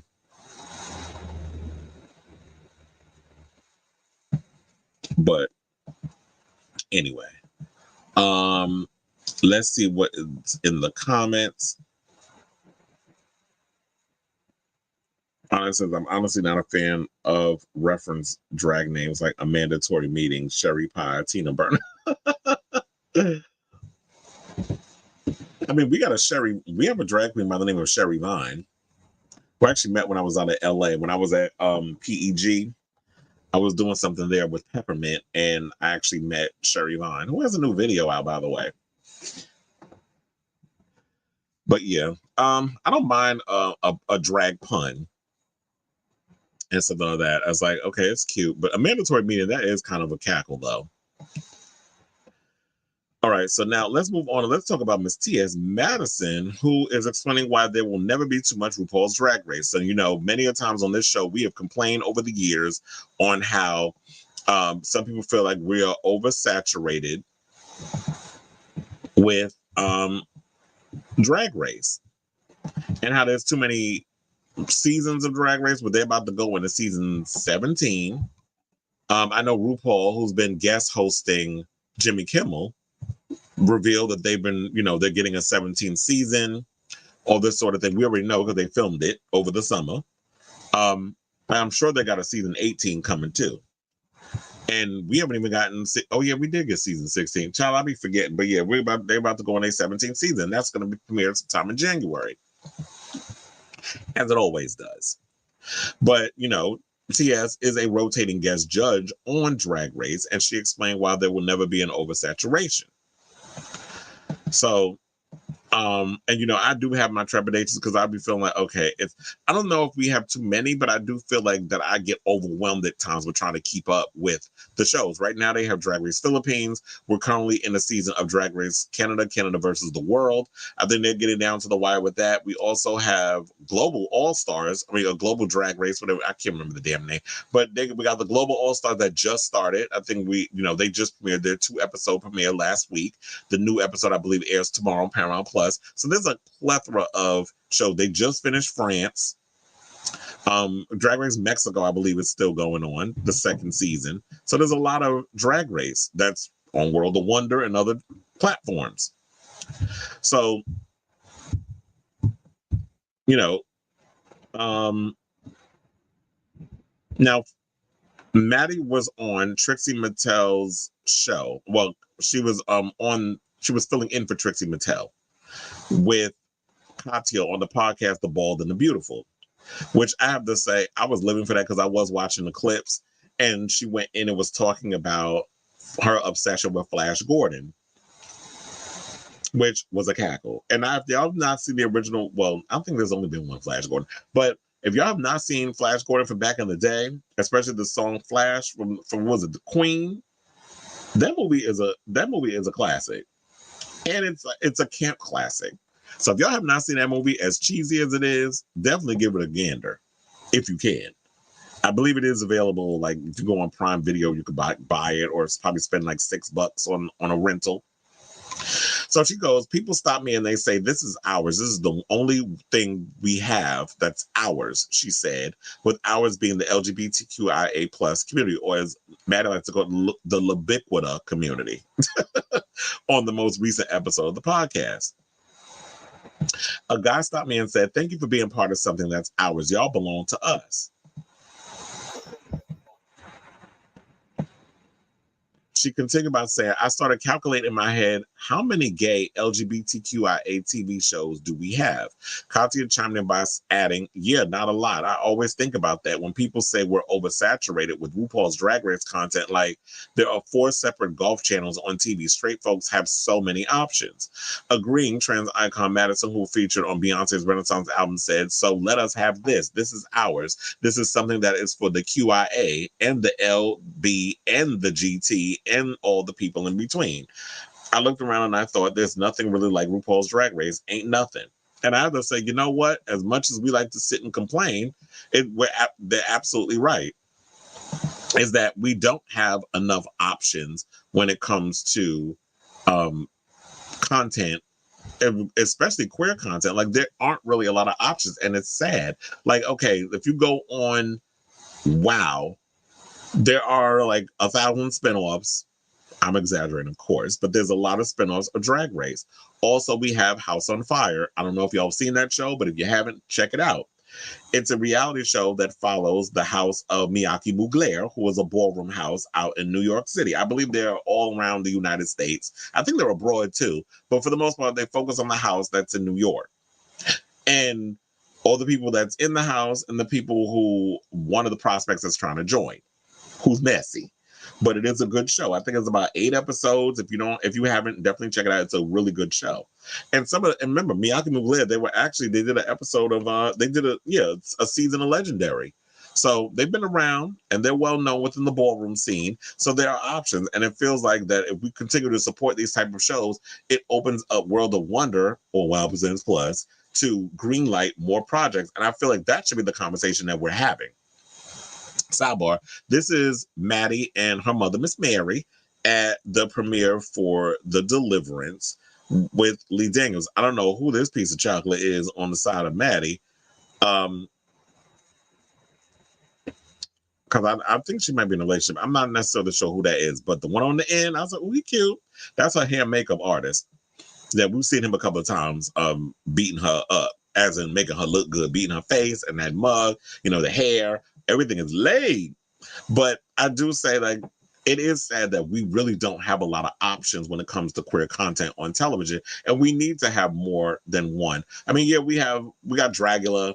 I don't know when that's coming on. I heard it was supposed to be coming on this month, so that way they could coincide with Halloween being the finale. But I guess that story is not true or whatever. So I don't know what's going on with Dragula. Maybe they are trying to push it to like start at Halloween. I wish they would end it at Halloween, and then they would give Halloween be the finale, and then you have the big reveal and the party and all that other stuff that day. That would be the smart thing to do. But I'm not on the marketing team, so I'm not going to give you my ideas. So, but when it comes down to this, I do feel like that we need more content on television besides drag. I got a couple of ideas for a show in regards to like queer entertainment, reality shows, scripted and unscripted, I should say. So we do need an outlet, and we know all those things. And until there is opportunities for us to have more programs on TV, then this is what we just going to have to clamor for. And this is what we're going to have to just watch. So I say all this to say, do y'all agree with this whole situation? I mean, yeah, a lot of people feel like we're oversaturated, and I guess a lot of people feel insecure and overwhelmed and can't keep up with all the drag races. And no shade, but I don't keep up with all of them. I don't watch all of them because I don't have the time to sit and watch every season of, all these different spinoffs. There's certain ones I watch, and there's certain ones I just don't stick with. I like España. I like France. And I tolerate Canada. But I watch the All-Stars and the American versions and all those. But yeah, I don't stick with all of them because it's hard to stick with watching all of the drag races. It can be overwhelming at times. But for those of you who can stick it out, more power to you. But I do agree we need more. So let me know what you guys think of this story in the comments down below. Says Sherry Vaughn is an icon, though. Her and Pep were the first drag queens I was introduced with the Terrorphone parody. I was about 5. You was 5 watching drag queens? I was like, okay. We love the progressiveness. I said Global All-Stars isn't worth my time. To be honest, I already know they're going to crown. Well, that's the word that they were saying. It basically is going to give it to Alyssa Edwards. I will also say the issue that I've been having with Global All-Stars, is it me or did it feel like the way they were editing it, it feels rushed? It was feeling rushed with the performances. It was feeling rushed with a lot of it just felt like y'all were just trying to get it over with. It just didn't feel like, okay, we could just spend time with a lot of the stuff that was going on. So I was having issues. I don't know. I'm not really getting all that excited for the show. I'm going to keep watching it. But yeah, I was kind of like, when I'm watching it, excuse me, I wasn't really feeling it.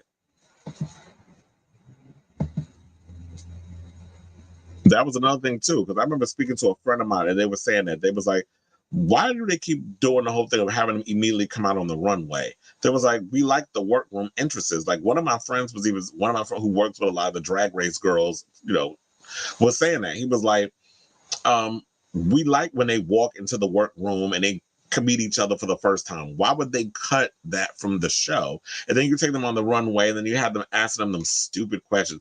If you add your hands to your feet, whatever the hell. And I love me some Jamal Sims, but that dumb question y'all had him ask them, I was like, Cheryl, are y'all serious with this? Who do you think is watching a bunch of 5-year-olds? Like, so I'm trying to, and that's what's irritating me about this show. I'm starting to notice y'all trying to pander Drag Race more to a younger and younger and younger audience. Y'all I don't know, in their mind, they tend to think that only young people watch TV. Young people ain't watching TV. They watch it on their tablet.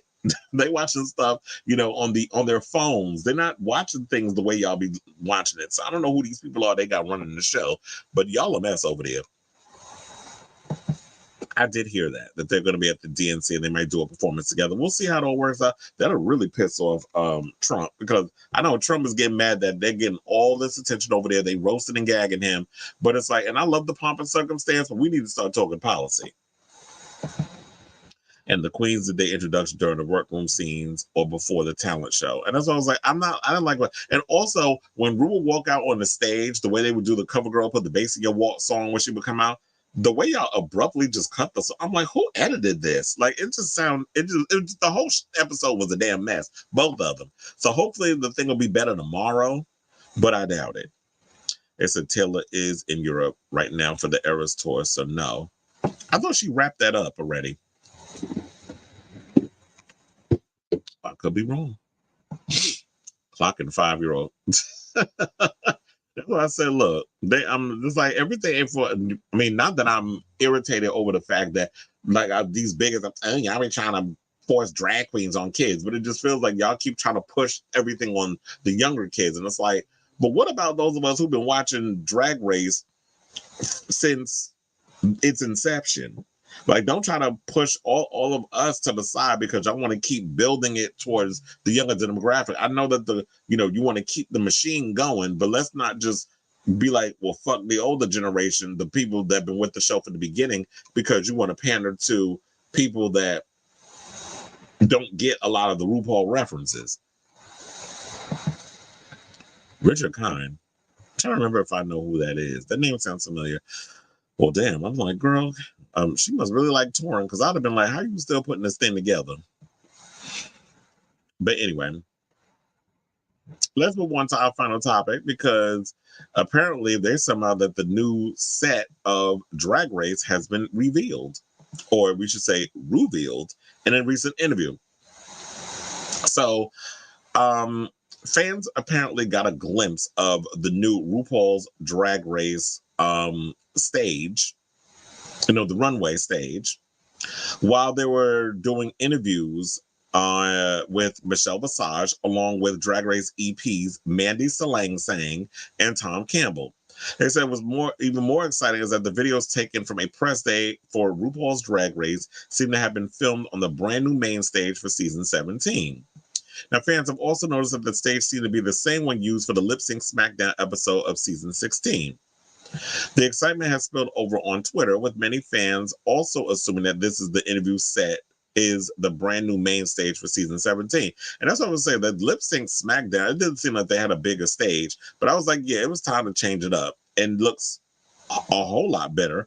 Hold on as I pull this picture up, if y'all have not seen it already. And I was like, okay, I kind of like the look. It's a little brighter. First of all, the stage, is it me or does it look smaller? Like their stage looks small, but then again, when you work on a lot of sets, a lot of things appear smaller in person versus when you watch it on camera, they make everything look bigger. Now, they said Ru saw the way overseas set while filming Global All Stars and had an upgrade back home. This is what one fan joked. Another added, I remember after All Star 7, the new stage we have for current seasons was shown during an interview with the producers, so I'm pretty sure this is the new stage. While unconfirmed by Drag Race production company World of Wonder, the news was confirmed by journalist Gregory Elwood, who posted about a set visit on the show. And this is the one where he was on the show and showing him striking a pose, and then he's in the workroom. So the workroom pretty much looks the same. And then you have him, I guess, writing his little lipstick message. So he went on to say, big news, I'm this week's guest judge on RuPaul's Drag Race. What an honor, what a thrill. Wait, it was just a set visit. Oh, well, still an honor, still a thrill. Oh, and is this the new main stage runway for season 17 of All Stars 10? It might just be. So, it's good that if you get to visit the set and you get to be in there and you get to ask both the questions to give us a sneak peek. And I have to say, it does look a bit brighter and looks cute or whatever. So I'm not really mad at the overall look. Sometimes you need a regurgitation of things and to make the show exciting. I just hope like whatever twists and turns y'all got coming up for the season is way more exciting and well and far better executed than when y'all did with the recent season of All Stars, where y'all were trying to do the stupid scissor thing and then the double pointed diamond crap, whatever. Like all that was an epic fail. But I just hope that y'all come up with better twists and turns on the upcoming season. So if this is the overall look of season 17 of All Stars 10, and when we get to see all the other queens who gets to come on, then I'm excited to see it. And you know what, even though I am kind of on the fence in regards so far with Global All Stars, I don't know if I'm really liking it. It's great to see Alyssa Edwards and these other queens back on TV, I'm not fully like overall like, oh my God, this is a great season. I'm gonna give it a little chance. I'm gonna watch it overall. I'm gonna stick it out. But for the most part, it's like I'm actually pretty excited with how the set looks. And I do think that because of what happened with Global All Stars and that overall look that set has, that they were like, okay, it's time for a makeover. And yeah, after a while, you got to rejudge the stage. You don't want they've come a long way from season 1 when it was in that basement. They had all that Vaseline on the lens. So I saw that to say, what do y'all think? Are y'all excited for this overall new look of the season 17 runway? It would have been cute to see if they would have changed up the workroom and stuff. But the workroom, ain't nothing wrong with it. If it ain't broke, don't fix it. I say leave it as it is. But the runway is like, yeah, brighter lights, make it look, give it more of a nightlife appeal, or not even a nightlife appeal, more or less like very, very Vegas showgirl with bright lights or very theater. So let me know what you guys think of this story in the comments down below. He said the heels are gonna scratch the fuck out of that room. Well, here, look, if they got that good runway floor, they'll figure out a way to like keep it looking scruffless. I don't know what type of magic they could use to keep that runway from being scruffed up. Maybe they got, well, as long as they don't pan that good 3D camera or the high definition camera towards the runway, they can keep it shiny and new. But I do wonder that, or they'll have to figure out a way. It's like, yeah, they got tricks of the trade where they keep the shoes from scruffing up the floor and stuff. But then again, when they be pop dipping and spinning and doing all that stuff during the lip syncs, so you might be right on that in regards of, that whole situation. All right, so anyway, we are officially done with today's show. I want to thank all of y'all for tuning in. Till the next time for a brand new episode of Chris Allen Unfiltered. I'm not going to be on tomorrow because I'm going to be out working. What am I doing? Oh, I'm doing the Wallows. What is that? Dylan Minnette's band. So I'm going to be working their show. So, and then Saturday, I'm doing another gig. So Sunday, I might be able to come on and give us something. If not, I'll see y'all on Monday. So, there's nothing else I want to add to the chat. I want to thank you all for tuning in. Thank you all for those who are in the comments. Please hit that like button, that subscribe button, and that notification button. So that way, when we go live with a brand new episode of Chris Avalon Unfiltered. Like I said, thank you all for tuning in. Love you all for watching.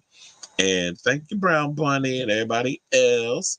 And yes, and thank you all for supporting the show. It definitely means a lot to me. So until next time, ciao, dogs.